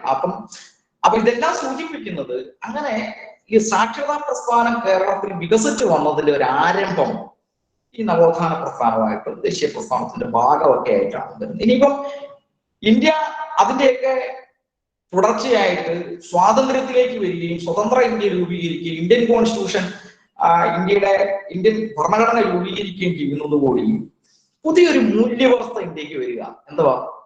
എല്ലാ തുല്യത, സ്വാതന്ത്ര്യം, സമത്വം, സഹോദര്യം എന്ന് പറയുന്ന ഒരു വലിയ മൂല്യവ്യവസ്ഥയെ ഭരണപരമായി, വ്യവസ്ഥാപിതമായി, നിയമപരമായി ഇന്ത്യയിൽ വരിക. അങ്ങനെ വരുന്നതോടുകൂടി എന്താ, വിദ്യാഭ്യാസത്തിന് വലിയ പ്രയോറിറ്റി കൊടുക്കുക.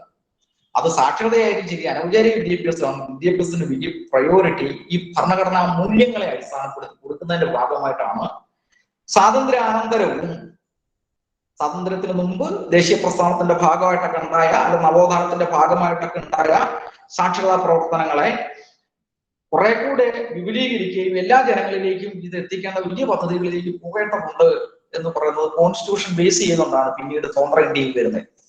അപ്പൊ അതിന്റെ ഭാഗമൊക്കെ ആയിട്ടാണ് ഞാൻ മുമ്പ് സൂചിപ്പിച്ചത് പോലെ ടെഹ്റാൻ സമ്മേളനത്തിന് മുമ്പ് തന്നെ 52-ൽ ജവഹർലാൽ നെഹ്റു ഒരു കമ്മിറ്റിയെ നിയോഗിക്കുന്നുണ്ട്. ഇത് കാര്യങ്ങൾ ഇത് പഠിച്ച് ജനങ്ങൾക്ക് വിദ്യാഭ്യാസ കാര്യങ്ങൾ ചെയ്യേണ്ടതുണ്ട് എന്ന് പറഞ്ഞു. അങ്ങനെ 1978 ആകുമ്പോഴത്തേന് എന്ത് ചെയ്യുന്നുണ്ട്, ദേശീയ വയോജന വിദ്യാഭ്യാസ പരിപാടി എന്ന് പറഞ്ഞിരിക്കും പ്രോഗ്രാം തന്നെ ഇന്ത്യൻ ഗവൺമെന്റ് കൊണ്ടുവരിക. പിന്നീട് പലതരത്തിലുള്ള പ്രവർത്തനങ്ങൾ വരിക. 1978 ആകുമ്പോൾ ദേശീയ വയോജന വിദ്യാഭ്യാസ പരിപാടി കൊണ്ടുവരുന്നുണ്ട്. അപ്പം ഇതിന്റെയൊക്കെ അലയൊലികൾ കേരളത്തിൽ ഉണ്ടാകുന്നുണ്ട്. കേരളത്തിന്റെ പ്രത്യേകത എന്താ, ഈ ഭരണഘടനാപരവും കേന്ദ്ര ഗവൺമെന്റിന്റെയും അല്ലെങ്കിൽ യൂണിയൻ ഗവൺമെന്റിന്റെ തരത്തിലുള്ള ആശയങ്ങൾ വരുമ്പോൾ തന്നെ നവോത്ഥാനമൊക്കെ ഉണ്ടാക്കിയെടുത്ത ഒരു വലിയ സാമൂഹ്യ ബോധമുള്ള മനുഷ്യർ കേരളത്തിൽ നിൽക്കുകയാണ്. അപ്പൊ ഇവിടെ സാക്ഷരതയുടെ പേരുകൾക്ക് മറ്റു സംസ്ഥാനങ്ങളെക്കാട്ടിലും കൂടുതൽ മനുഷ്യർ അക്സെപ്റ്റ് ചെയ്യുന്ന, സ്വീകരിക്കുന്ന ഒരു വലിയൊരു മനോഘടനയുണ്ട്. അപ്പൊ ആ മനോഘടനയിൽ ഉള്ളത് കൊണ്ടുകൂടെയാണ് 70കളൊക്കെ ആകുമ്പോഴത്തേന് ഗ്രന്ഥശാല പ്രസ്ഥാനങ്ങള് സാക്ഷരതാ പ്രവർത്തനങ്ങളിലേക്ക് വരുന്നുണ്ട്. അങ്ങനെ കാൻഫെഡ് അത്തരം കാര്യങ്ങളിലേക്ക് വരുന്നുണ്ട്. 1986 ആകുമ്പോഴത്തേന് 7ാം പഞ്ചായത്ത് എന്ന് പറയുന്ന കണ്ണൂരിലെ ഒരു പഞ്ചായത്ത് തന്നെ സമ്പൂർണ്ണ സാക്ഷരത നേടുന്ന ആദ്യത്തെ പഞ്ചായത്തായിട്ട് ജനകീയ പദ്ധതികളിലൂടെ കടന്നു വരിക. ഞാനിവിടെ ഓർമ്മിപ്പിക്കുന്നത് എങ്ങനെയാണ് അതിന്റെ തുടർച്ചകൾ കേരളത്തിൽ ഉണ്ടാകുന്നത് മാത്രം സൂചിപ്പിച്ചു പോകാൻ വേണ്ടിയാണ് ഞാനിത് പറയുന്നത്. പിന്നീട് നമുക്ക് എല്ലാവർക്കും അറിയാം, പിന്നെ നമ്മുടെ ശ്രദ്ധയിൽ വരുന്ന കേരളത്തിലെ ഈ കോട്ടയത്തെ സമ്പൂർണ്ണ സാക്ഷരതാ പ്രവർത്തനമാണ്. 1989 കോട്ടയം പട്ടണം ജൂൺ 18 സമ്പൂർണ്ണ സാക്ഷരത നേടുന്ന ആദ്യത്തെ പട്ടണമായി മാറുക. അതെന്തോ അവിടുത്തെ മഹാത്മാഗാന്ധി യൂണിവേഴ്സിറ്റിയിലെ സ്റ്റുഡൻസും അവിടുത്തെ തദ്ദേശ സ്വയംഭരണ സ്ഥാപനങ്ങളും എല്ലാം കൂടെ ചേർന്ന് നടത്തുന്ന ഒരു പ്രത്യേക പ്രോജക്റ്റ് എന്ന നിലയിലാണ് ഈ കോട്ടയം പട്ടണത്തെ സമ്പൂർണ്ണ സാക്ഷരതയിലേക്ക് കൊണ്ടുവരുന്നത്. അത് സെൻട്രൽ ഗവൺമെന്റിന്റെ ഒരു ചെറിയ ഗ്രാന്റോട് കൂടിയാണ്, ഒരു പ്രോജക്റ്റും കൂടി ആയിട്ടാണ് ആ പദ്ധതി നടക്കുന്നത്. അപ്പൊ അതിന്റെ തുടർച്ച എന്ന നിലയിലാണ് വീണ്ടും 90 ആകുമ്പോഴത്തേന് എറണാകുളം ജില്ല സമ്പൂർണ്ണ സാക്ഷരത വേണം എന്നുള്ള ഒരു വലിയ ആലോചനയിലേക്ക് കേരളം വരിക. അപ്പൊ 7 കഴിഞ്ഞു, കോട്ടയം കഴിഞ്ഞു, വീണ്ടും എറണാകുളം ഒരു ജില്ല ഏറ്റെടുക്കുകയാണ്. അങ്ങനെ 90 ആയപ്പോൾ 1990 ഫെബ്രുവരി 9 ആയപ്പോഴത്തേന് നമ്മൾ എറണാകുളം ജില്ല സമ്പൂർണ്ണ സാക്ഷരതയിലേക്ക് പ്രഖ്യാപിച്ചു കഴിഞ്ഞു. അപ്പോഴാണ് കേരളം മൊത്തം സമ്പൂർണ്ണ സാക്ഷരതാ പ്രവർത്തനം എന്ന് പറഞ്ഞ വലിയ മഹാ ക്യാമ്പയിനിലേക്ക് വരുന്നതും അതിന്റെ ഒരു വലിയ പ്രവർത്തനം എന്ന നിലയിൽ ഏപ്രിൽ 18 1991 ഏപ്രിൽ 18 സമ്പൂർണ്ണ സാക്ഷരത പ്രഖ്യാപിക്കുന്നു. അന്ന് ഇതുപോലെ ഒരു ഇലക്ഷൻ കാലഘട്ടമാണ്. ആ കാലഘട്ടത്തിൽ മന്ത്രിമാരാരും പങ്കെടുക്കുന്നില്ല അതിന്റെ പ്രഖ്യാപനത്തിന്. മുൽക്കിരാജാനത്തിനെ പോലെ ഇന്ത്യയിലെ പ്രശസ്തരായ എഴുത്തുകാരൊക്കെ ഉള്ള ഒരു വേദിയിൽ വെച്ചാണ് ചേലക്കോടൻ ഐഷുമ്മ എന്ന് പറയുന്ന മലപ്പുറംകാരിയായ ഉമ്മ, നമ്മുടെ സാക്ഷരതാ മിഷന്റെ 10ാം ക്ലാസ്സോടെ പിൽക്കാലത്ത് അവർ എഴുതി പാസ്സായി. എന്നാലും അവർക്ക് 10-70 വയസ്സുണ്ട്. ഞാനൊന്ന് മലപ്പുറത്ത് കോർഡിനേറ്ററായിരിക്കുന്ന സമയമാണ് ആ ഉമ്മ 10ാം ക്ലാസ് എഴുതുന്നത്. സാക്ഷരതയിലൂടെ വന്ന വളരെ എനർജറ്റിക് ആയിട്ട് വളരെ ലോകബോധമുള്ള ഒരു സ്ത്രീയായിട്ട് പരിവർത്തനപ്പെടുന്നത് എന്നെ അത്ഭുതപ്പെടുത്തിയിട്ടുണ്ട്. വളരെ സാമ്പത്തിക ബുദ്ധിമുട്ടുള്ള ഒരു കുടുംബത്തിലായിരുന്നു കുടുംബമായിരുന്നു ചില കോർഡിനേഷന്മാരുടെ. ആ ഇഷമയാണ് അന്ന് ഈ കേരള സമ്പൂർണ്ണ സാക്ഷരത നേടിയ സംസ്ഥാനമായിട്ട് പ്രഖ്യാപിക്കുന്നത് ഈ മാനാഞ്ചിറ മൈതാനത്ത് വെച്ച്, കോഴിക്കോട് വെച്ച്. അപ്പം ഈ പ്രവർത്തനങ്ങൾക്കെല്ലാം കേരളത്തിൽ ഒരു പ്രത്യേക സവിശേഷത ഉണ്ടായിരുന്നു. ഒന്ന് സർക്കാർ സംവിധാനം, ജനകീയ സംവിധാനം, അതേപോലെ തന്നെ സർക്കാരിന്റെ സംവിധാനം ജനങ്ങളുടെ ജനകീയ മുന്നേറ്റങ്ങളെയും ഈ ഭരണ സംവിധാനം, കളക്ടറേറ്റ് അടക്കമുള്ള ഉദ്യോഗ സംവിധാനത്തെയും കൂടെ ഒന്നിച്ച് ചേർത്തോട്ടുള്ള ഒരു ജനകീയ സംരംഭം വന്നത് ഈ ഇന്ത്യയിൽ കേരളത്തിൽ ഇംപ്ലിമെന്റ് ചെയ്തു.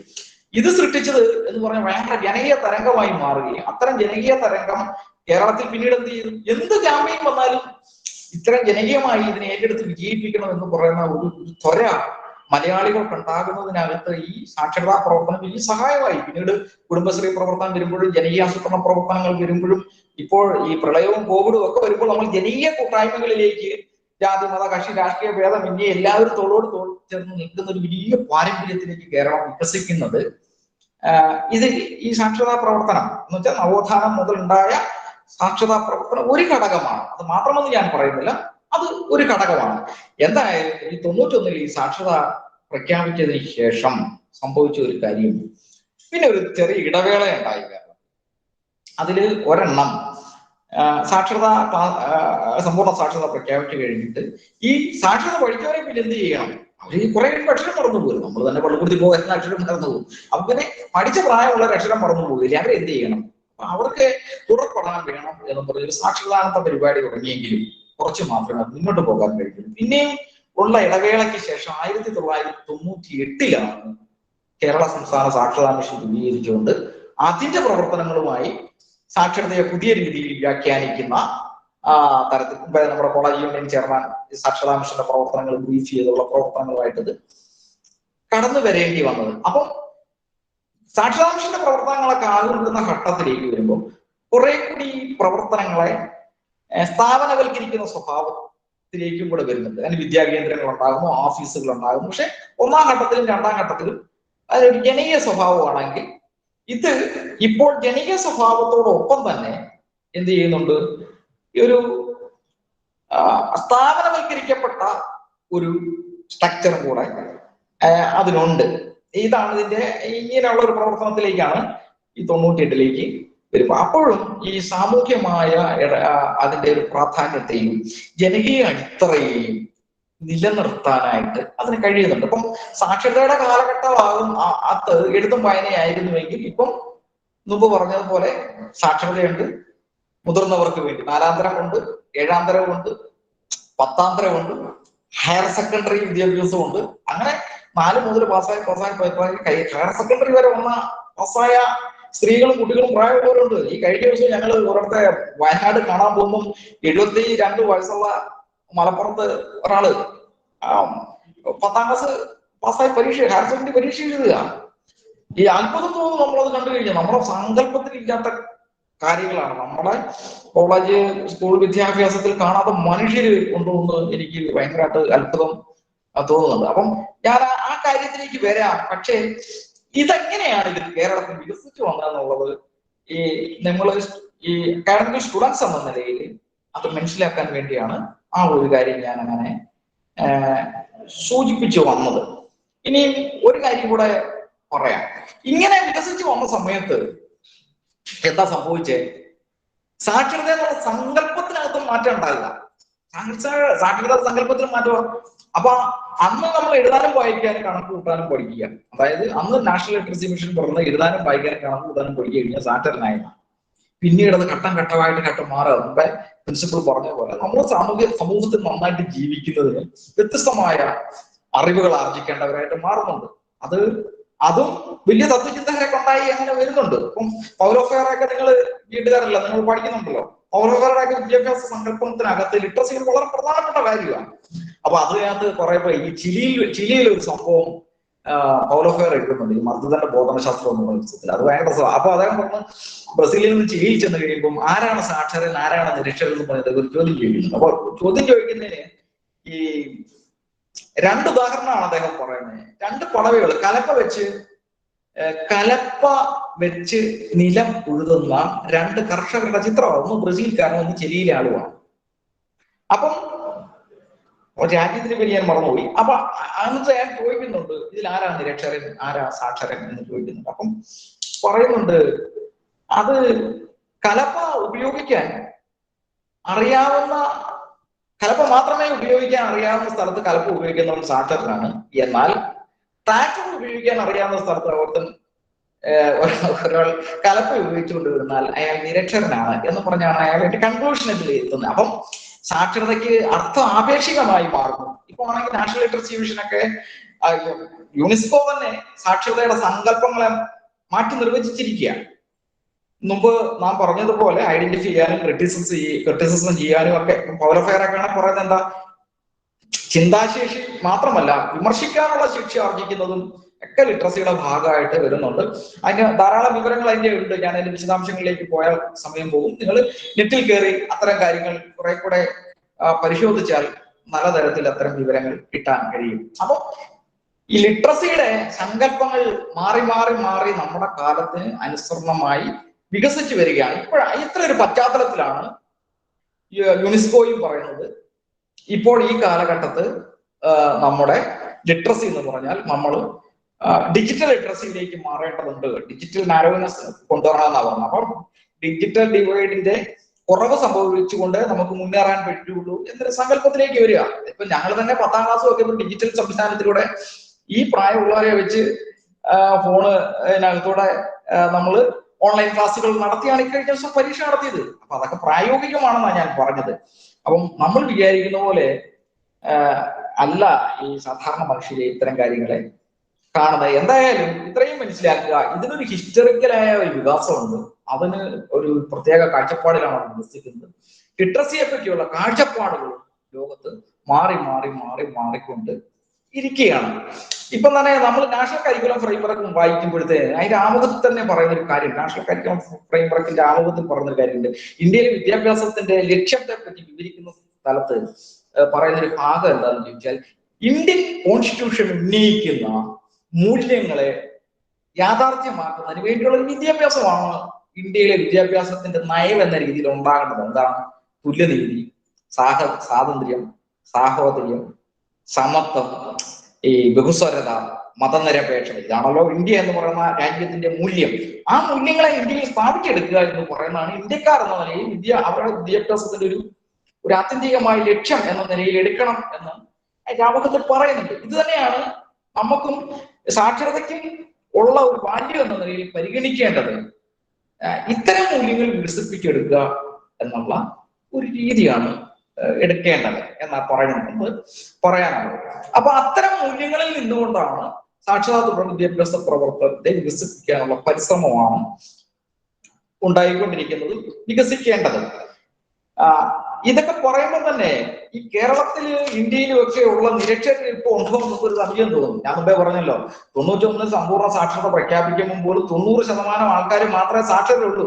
90% പേര് സാക്ഷരരായ 100% എന്ന് പറയാം എന്നൊരു ഇന്റർനാഷണൽ ആയ ഒരു കാഴ്ചപ്പാടുള്ളതുകൊണ്ടാ പറയുന്നത്. പക്ഷെ അപ്പോഴും നിരക്ഷരായ മനുഷ്യർ നിൽക്കുക. ഇപ്പൊ തന്നെ ലോകത്ത് വേണ്ടി 77.3 കോടി മനുഷ്യർ നിരക്ഷരാണെന്നാണ് പറയുന്നത്. ഇന്ത്യയിലെ ലിറ്ററസി റേറ്റ് പറയുകയാണെങ്കിൽ 72.98% മാത്രമേ ഉള്ളൂ സാക്ഷരതയുടെ നിരക്ക്. കേരളത്തിലെ സ്ഥിതി ആണെങ്കിൽ ഇന്ത്യയിൽ ഏറ്റവും ഉയർന്ന സാക്ഷരത നേടിയവരാ, പക്ഷെ 93.91%. അപ്പൊ നിരക്ഷരത തുരുത്തുകൾ ഇന്ത്യയിലും കേരളത്തിൽ നിൽക്കുക സാമൂഹിക യാഥാർത്ഥ്യമാണ്. അടുത്ത ഭാഗത്തേക്ക് പറഞ്ഞെന്ന് മാത്രമേ ഉള്ളൂ. നിരക്ഷരർ നിൽക്കുക. ആരാണ് കേരളത്തിൽ ഇപ്പൊ നിൽക്കുന്ന നിരക്ഷരർ? ഒരു വിഭാഗം എഴുതാനും വായിക്കാനും അറിയത്തില്ല കുറെ മനുഷ്യർ കേരളത്തിലുണ്ട്. അത് ആരാണ്? അവിടെയാണ് ഈ സാക്ഷരതയുടെയും തുടർ വിദ്യാഭ്യാസ പ്രവർത്തനത്തിന്റെ സാധ്യതകൾ ഈ നമ്മുടെ ഇന്ത്യൻ ഭരണഘടനയുടെ മൂല്യങ്ങൾ പ്രകാരം ആരിലേക്കൊക്കെ എത്തേണ്ടതുണ്ട് ഇനിയും. ഇതൊരു പ്രശ്നമാണ്. നമ്മൾ 100% സാക്ഷരത ഉണ്ടെന്ന് പറയുമ്പോൾ കേരളത്തിൽ ആദിവാസികളുടെ സാക്ഷരത നിങ്ങൾക്കറിയാവോ? 95.8% മാത്രമേ ഉള്ളൂ ലിറ്ററസി റേറ്റ്. കേരളത്തിന്റെ 93.91% ആകുമ്പോൾ കേരളത്തിലെ ആദിവാസികളുടെ സാക്ഷരതാ നിരക്ക് 75.8%. ഈ 2011 ഇത് വെച്ചു സെൻസസ് വെച്ച്. അതിനകത്തെ രസം എന്ന് പറഞ്ഞാൽ അവിടെയും സ്ത്രീകളുടെ ലിറ്ററസി റേറ്റ് വളരെ കുറവാണ്. ഇന്ത്യയിൽ മൊത്തത്തിൽ സ്ത്രീകളുടെ ലിറ്ററസി റേറ്റ് കുറവാണ്. അതിപ്പോ ആദിവാസി മേഖലയിലായാലും ശരി, തീരദേശ മേഖലയിലായാലും ശരി, ഏത് മേഖലയിലായാലും ശരി, അതിനകത്തൊരു ഡിസ്ക്രിമിനേഷൻ നിൽക്കുന്നുണ്ട്. ദലിത് പട്ടികജാതി വിഭാഗങ്ങളുടെ മേഖലയിലാണ് 88.7% ലിറ്ററസി റേറ്റ്. മത്സ്യബന്ധന സമൂഹങ്ങളുടെയും സ്ത്രീകളുടെയും ട്രാൻസ്ജെൻഡറുകളുടെ അവസ്ഥ വേറെ. അപ്പം ഇങ്ങനെ നിരക്ഷരതയുടേതായ ഒരു തുരുത്തുണ്ട്. ഒരു 18 ലക്ഷത്തോളം പേര് ഇന്ത്യയിലെ ഈ വിഭാഗത്തിൽ കാണും. അതിൽ ഏറ്റവും കൂടുതൽ ആദിവാസികളും ദലിതരും അതേപോലെ ഈ മത്സ്യബന്ധന സമുദായത്തിലുള്ളവരും ട്രാൻസ്ജെൻഡറുകളും സ്ത്രീകളുമാണ്. ഇത് കൂടാതെ ഒരു വിഭാഗം പുതിയതായിട്ട് ഉണ്ട്. അതെന്ന് പറഞ്ഞാൽ ഇതര സംസ്ഥാന തൊഴിലാളികൾ എന്ന നിലയിൽ കേരളത്തിൽ വന്ന് താമസിക്കുന്നവർ വീണ്ടും നിരക്ഷരരുണ്ട്. അപ്പം ഇങ്ങനത്തെ നിരക്ഷരതയുടെ ചില പ്രശ്നങ്ങളും കൂടെ ഇന്ത്യയിൽ ഇപ്പോൾ നമ്മൾ കേരളത്തിൽ ഫേസ് ചെയ്യാം. അതിന്റെ കൂടെയാണ് ഈ അക്ഷരം പഠിച്ചിട്ടും ബോധമില്ലാതെ പോകുന്ന മനുഷ്യരുടെ കാര്യം. അത് മുമ്പേ ഈ പ്രിൻസിപ്പളും ദർശനയും ടീച്ചറും പറഞ്ഞതുപോലെ ഈ വിദ്യാഭ്യാസം ഉണ്ടായിട്ടും വെളിവില്ലായ്മ കാണിക്കുക, സാമൂഹ്യ വിരുദ്ധ പ്രവർത്തനങ്ങളിൽ ഏർപ്പെടുക, പരിസ്ഥിതിയെ നോക്കാതിരിക്കുക, കുട്ടികളോടും സ്ത്രീകളോടും മാന്യമായി പെരുമാറാൻ അറിയാതില്ലാതിരിക്കുക, സ്ത്രീധനം വാങ്ങുക, ജലാശയങ്ങൾ കളങ്കപ്പെടുത്തുക, ജനാധിപത്യ വിരുദ്ധമായ പ്രവർത്തനങ്ങൾക്ക് നേതൃത്വം നൽകുക ഒക്കെ ചെയ്യുന്ന ഹീനമായ മനോഘടന വിദ്യാഭ്യാസം ഉണ്ടായിട്ടും മാറാത്ത സ്ഥിതിയിലേക്ക് നിൽക്കുക ചിലയിടത്ത്. അപ്പൊ അത്തരം ചില പ്രശ്നങ്ങൾ ഇന്ത്യയിൽ കേരളത്തിൽ ഉണ്ടെന്ന് നമുക്ക് എല്ലാവർക്കും അറിയാവുന്ന അതിക്രമങ്ങൾ, ജാതി ഒക്കെ വളരെ പ്രാക്ടീസ് ചെയ്യുന്ന മനുഷ്യരുണ്ടെന്നേ നമ്മൾ ഈ പറയുന്നതല്ല. അപ്പം അത്തരം പ്രശ്നങ്ങൾ എഡ്യൂക്കേഷൻ ഉണ്ടായിട്ട് നിൽക്കുക. അപ്പം അക്ഷരം മാത്രം പഠിപ്പിച്ചിട്ട് മാത്രം മതിയോ കാര്യങ്ങൾ? അത് പറ്റത്തില്ലാത്ത സ്ഥിതിയിലേക്ക് വരിക. തൊഴിൽ വിദ്യാഭ്യാസം മാത്രം മതിയോ? തൊഴിലും വിദ്യാഭ്യാസവും മറ്റു കാര്യങ്ങളെല്ലാം ഉണ്ട്. മനുഷ്യരെല്ലാം ഇങ്ങനെ ഈ തോന്നിവാദം ജീവിക്കുന്നവരും ഈ ജനാധിപത്യ ബോധമില്ലാതെ പെരുമാറുന്നവരും ഒക്കെ ആണെങ്കിൽ എന്താ? നമ്മളെ കല്യാണം കഴിച്ച് വന്ന ഹസ്ബൻഡ് ഭയങ്കര എഡ്യൂക്കേറ്റഡാ, പറഞ്ഞിട്ട് കാര്യമില്ല, അല്ലെങ്കിൽ മദ്യപിക്കുകയോ എന്നും വേറവും വഴക്കും സ്ത്രീപീഡനമാണെങ്കിൽ വിദ്യാഭ്യാസം ഉണ്ടായിട്ട് എന്താ കാര്യം ഇരിക്കുന്നത്? അപ്പൊ അവബോധം മാറേണ്ടി വരും. അതാ ഞാൻ പറഞ്ഞത്. അപ്പം പൊതുസമൂഹത്തിന്റെ ഈ സാമൂഹ്യമായ അവബോധം സൃഷ്ടിക്കുന്നത് സാമൂഹ്യ സാക്ഷരതാ പ്രക്രിയ ഉണ്ടാക്കേണ്ടി വരുന്നുണ്ട്.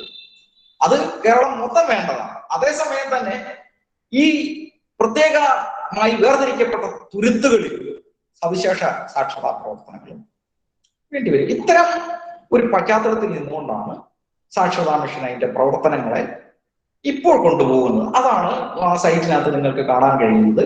ട്രാൻസ്ജെൻഡേഴ്സിന് വേണ്ടി പ്രത്യേക സാക്ഷാത്കാര വിദ്യാഭ്യാസ പ്രവർത്തനങ്ങൾ നടക്കുക, അതേപോലെ തന്നെ ആദിവാസി മേഖലയിലും തീരദേശ മേഖലയിലും പട്ടികജാതി കോളനികളിലും അത്തരം സ്ത്രീകൾക്കും ഒക്കെ സവിശേഷ വിദ്യാഭ്യാസ പ്രവർത്തനങ്ങൾ കൊണ്ടുവരിക.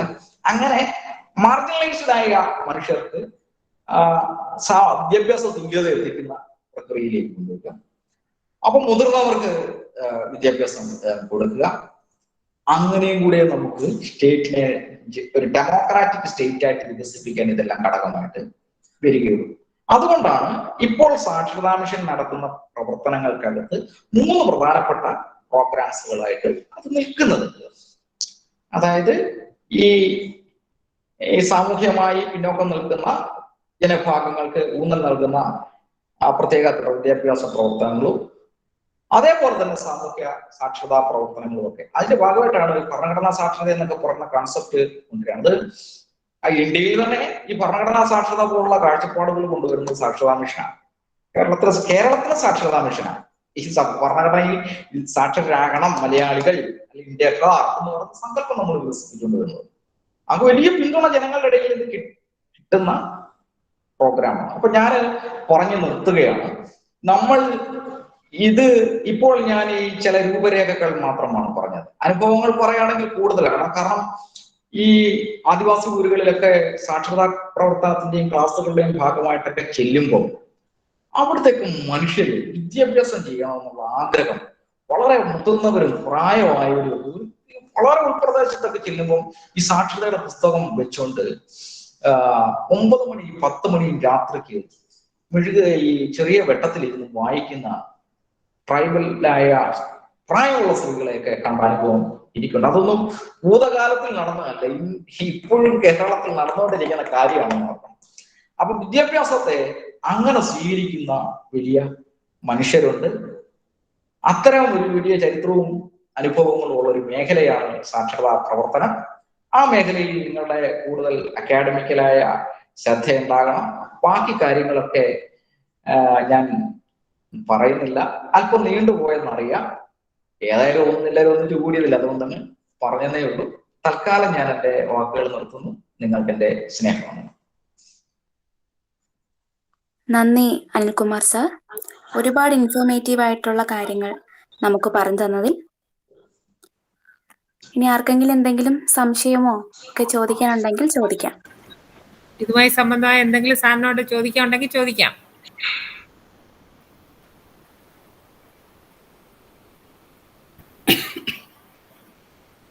ആരെങ്കിലും സാക്ഷരതാ പ്രവർത്തനങ്ങളിലൊക്കെ പങ്കെടുക്കുന്നവരുണ്ടെങ്കിൽ അവർക്ക് സാറുമായിട്ട് ഇന്ററാക്ട് ചെയ്യാം.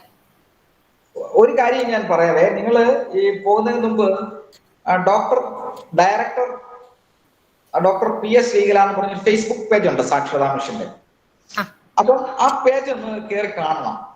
അതിനകത്ത് അത് കാണുമ്പോഴേ നമുക്ക് അതിന്റെ സ്പിരിറ്റ് കിട്ടുള്ളൂ. കാരണം ഈ ഇതര സംസ്ഥാന തൊഴിലാളികള്, സ്ത്രീകള്, ട്രാൻസ്ജെൻഡേഴ്സ്, വളരെ പ്രായമുള്ളവരൊക്കെ ആവേശകരമായിട്ട് ശരീരം ചലിക്കാൻ കഴിയില്ലാത്ത മനുഷ്യരൊക്കെ വിദ്യാഭ്യാസത്തിന് വേണ്ടി പഠിക്കുകയും പരീക്ഷ എഴുതുകയും ചെയ്യുന്നുണ്ട്. അത്ഭുതപ്പെട്ടു പോകും. ഈ ആലപ്പുഴ ഞാൻ കൂടെ കഴിഞ്ഞ ദിവസം പോസ്റ്റിടുത്തേ എനിക്കൊക്കെ നമുക്ക് ഭയങ്കര നാണം തോന്നിപ്പോകും. കാരണം ശരീരം മുഴുവൻ ചലനം വെച്ച് കിടക്കുക, സംസാരിക്കാനേ പറ്റുന്നുള്ളൂ. അവര് നെറ്റ് വെച്ചും പുസ്തകം വെച്ചും പഠിച്ചിട്ട് 12ാം ക്ലാസ് പരീക്ഷ എഴുതുക.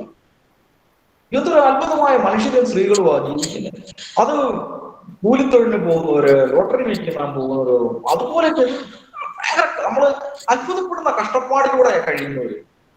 കൃഷ്ണേട്ടൻ എന്ന് പറഞ്ഞ ഒരാളെ കഴിഞ്ഞ വയനാട് കാണാൻ ചെന്നപ്പോഴത്തേക്ക് ക്യാൻസർ വന്ന് ഭീകരമായ രോഗാവസ്ഥയിലാണ്. 10ാം ക്ലാസ് പരീക്ഷ എഴുതാനായിട്ട് ഈ 68ാമത്തെ വയസ്സിൽ ഇരിക്കുക. അങ്ങനത്തെയൊക്കെ മനുഷ്യർ ജീവിച്ചിരിക്കുന്ന ഒരു നാടും കൂടെയാണ് നമ്മുടെ നാടെന്നുള്ളത് തോന്നുന്നു. ഭയങ്കര അഭിമാനം തോന്നും. അവരെയൊക്കെ കണ്ടു കഴിഞ്ഞാൽ പഠിക്കാൻ നമുക്ക് എപ്പോഴും നിരന്തരം ഈ ലേണിംഗ് സൊസൈറ്റി എന്നൊക്കെ പറയുന്ന പോലെ പഠനോന്മുഖ സമൂഹം എന്ന് പറയുന്ന പഠനത്തെ അത്രയാർത്ത ആർത്തിയോടെ കാണുന്ന മനുഷ്യരുണ്ട്. അപ്പം അവര് നമുക്ക് അവസരങ്ങൾ കിട്ടുമ്പോൾ അത്രയും ആർത്തിയോടെ ഒന്നും പഠിക്കാനായിട്ട് നമുക്ക് കഴിഞ്ഞിട്ടില്ല. പക്ഷെ അവർക്ക് അങ്ങനെയല്ല. ഇപ്പോഴും മരിക്കാനായിട്ട് ഇരിക്കുന്നതിന് തൊട്ട് മുമ്പ് പഠിക്കാനുള്ള ആർത്തി കാണിക്കുന്ന വളരെ അറിയപ്പെടാത്ത മനുഷ്യര് നമ്മുടെ നാട്ടിലുണ്ട്. അത് വലിയൊരു പ്രചോദനം തന്നെയാണ്. ഞാനത് പറഞ്ഞപ്പോ ഞാൻ തന്നെ ചോദ്യം ചോദിക്കുന്നേ ഉള്ളൂ. Thank you sir. ആർക്കെങ്കിലും എന്തെങ്കിലും ചോദിക്കാൻ സാറിനോട്?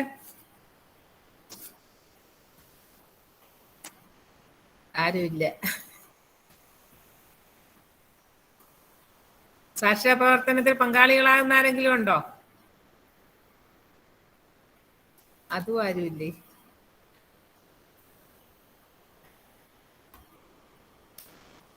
വിദ്യാർത്ഥികൾ എന്ന നിലയിൽ അങ്ങനെ പങ്കെടുക്കുന്നവരുണ്ട്, ഇഷ്ടംപോലെ ആൾക്കാരുണ്ട്. നമുക്കും അത്ര സാധ്യതകൾ നമുക്ക് നോക്കാം. ഞങ്ങള് ഈ MES കോളേജ് ആണല്ലോ, MES കോളേജ് എറണാകുളം പെരുമ്പാവൂര് ഇതര സംസ്ഥാന തൊഴിലാളികളെ പഠിപ്പിക്കണം എന്ന് ഒരു പ്രോഗ്രാം സാക്ഷരതാ മിഷനിട്ടപ്പം മനുഷ്യർ മുഴുവൻ എതിർപ്പായിരുന്നു. അതിന് ഇവരെ പഠിപ്പിക്കാനായിട്ട് ആളില്ലായിരുന്നു.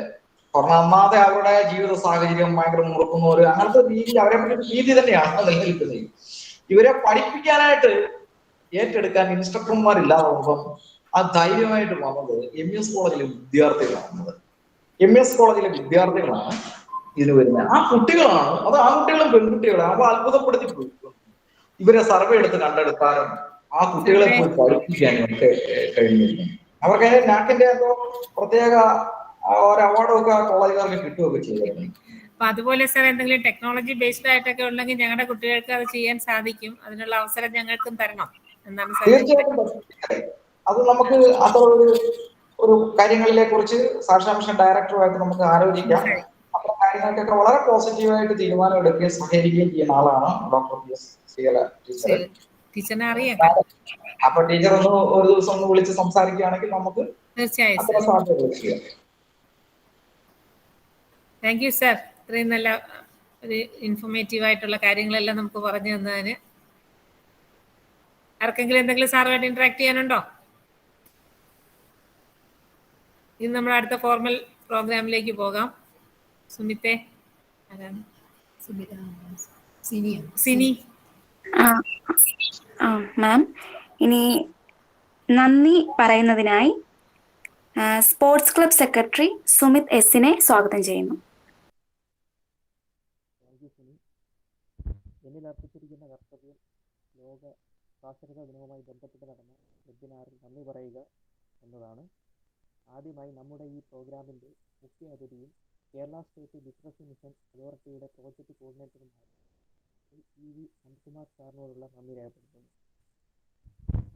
അടുത്തതായി ഈ പ്രോഗ്രാം നടത്തുവാൻ അവസരം നൽകുകയും നമ്മുടെ ഈ പ്രോഗ്രാമിന് സ്വാഗതം ആശംസിച്ച നമ്മുടെ കോളേജ് പ്രിൻസിപ്പൽ ഡോക്ടർ ഷീബ ഇനാമിനോടുള്ള നന്ദി രേഖപ്പെടുത്തുന്നു. അധ്യക്ഷ പ്രസംഗം നടത്തിയ കോളേജ് യൂണിയൻ സെക്രട്ടറി കുമാരി ദർശന പ്രകാശിനോടുള്ള നന്ദി രേഖപ്പെടുത്തുന്നു. സൗണ്ട് ഒന്നുകൂടെ കൂട്ടാമോ സുനിത്തെ? കുറച്ച്. അടുത്തത് നമ്മുടെ ഈ വെബിനാറിന് ആശംസ അറിയിപ്പിച്ച നമ്മുടെ കോളേജ് അധ്യാപികയായ ഡോക്ടർ സ്മിത മിസ്സിനോടുള്ള നന്ദി രേഖപ്പെടുത്തുന്നു. ഈ പ്രോഗ്രാം വൻ വിജയമാക്കി തീർക്കാൻ സഹായിച്ച ശ്രീനാരായണ ട്രെയിനിങ് കോളേജിലെ മറ്റധ്യാപകർക്കും അനധ്യാപകർക്കും നന്ദി രേഖപ്പെടുത്തുന്നു. നമ്മുടെ ഈ പ്രോഗ്രാമിൻ്റെ മുഖ്യാതിഥിയായി പരിചയപ്പെടുത്തിയ രേവതി, ഔദാരികയായ സിനി ഒ, ഈശ്വര പ്രാർത്ഥന പാടിയ ആശാസി, ഈ പ്രോഗ്രാം വൻ വിജയമാക്കി തീർക്കാൻ സഹായിച്ച ആഗ്നേയം കോളേജ് യൂണിയൻ ഭാരവാഹികൾ, ഈ പരിപാടിയിൽ പങ്കെടുത്ത ഓരോ വിദ്യാർത്ഥികളോടും കോളേജിൻ്റെ പേരിലും എൻ്റെ വ്യക്തിപരമായ പേരിലും നന്ദി രേഖപ്പെടുത്തുന്നു.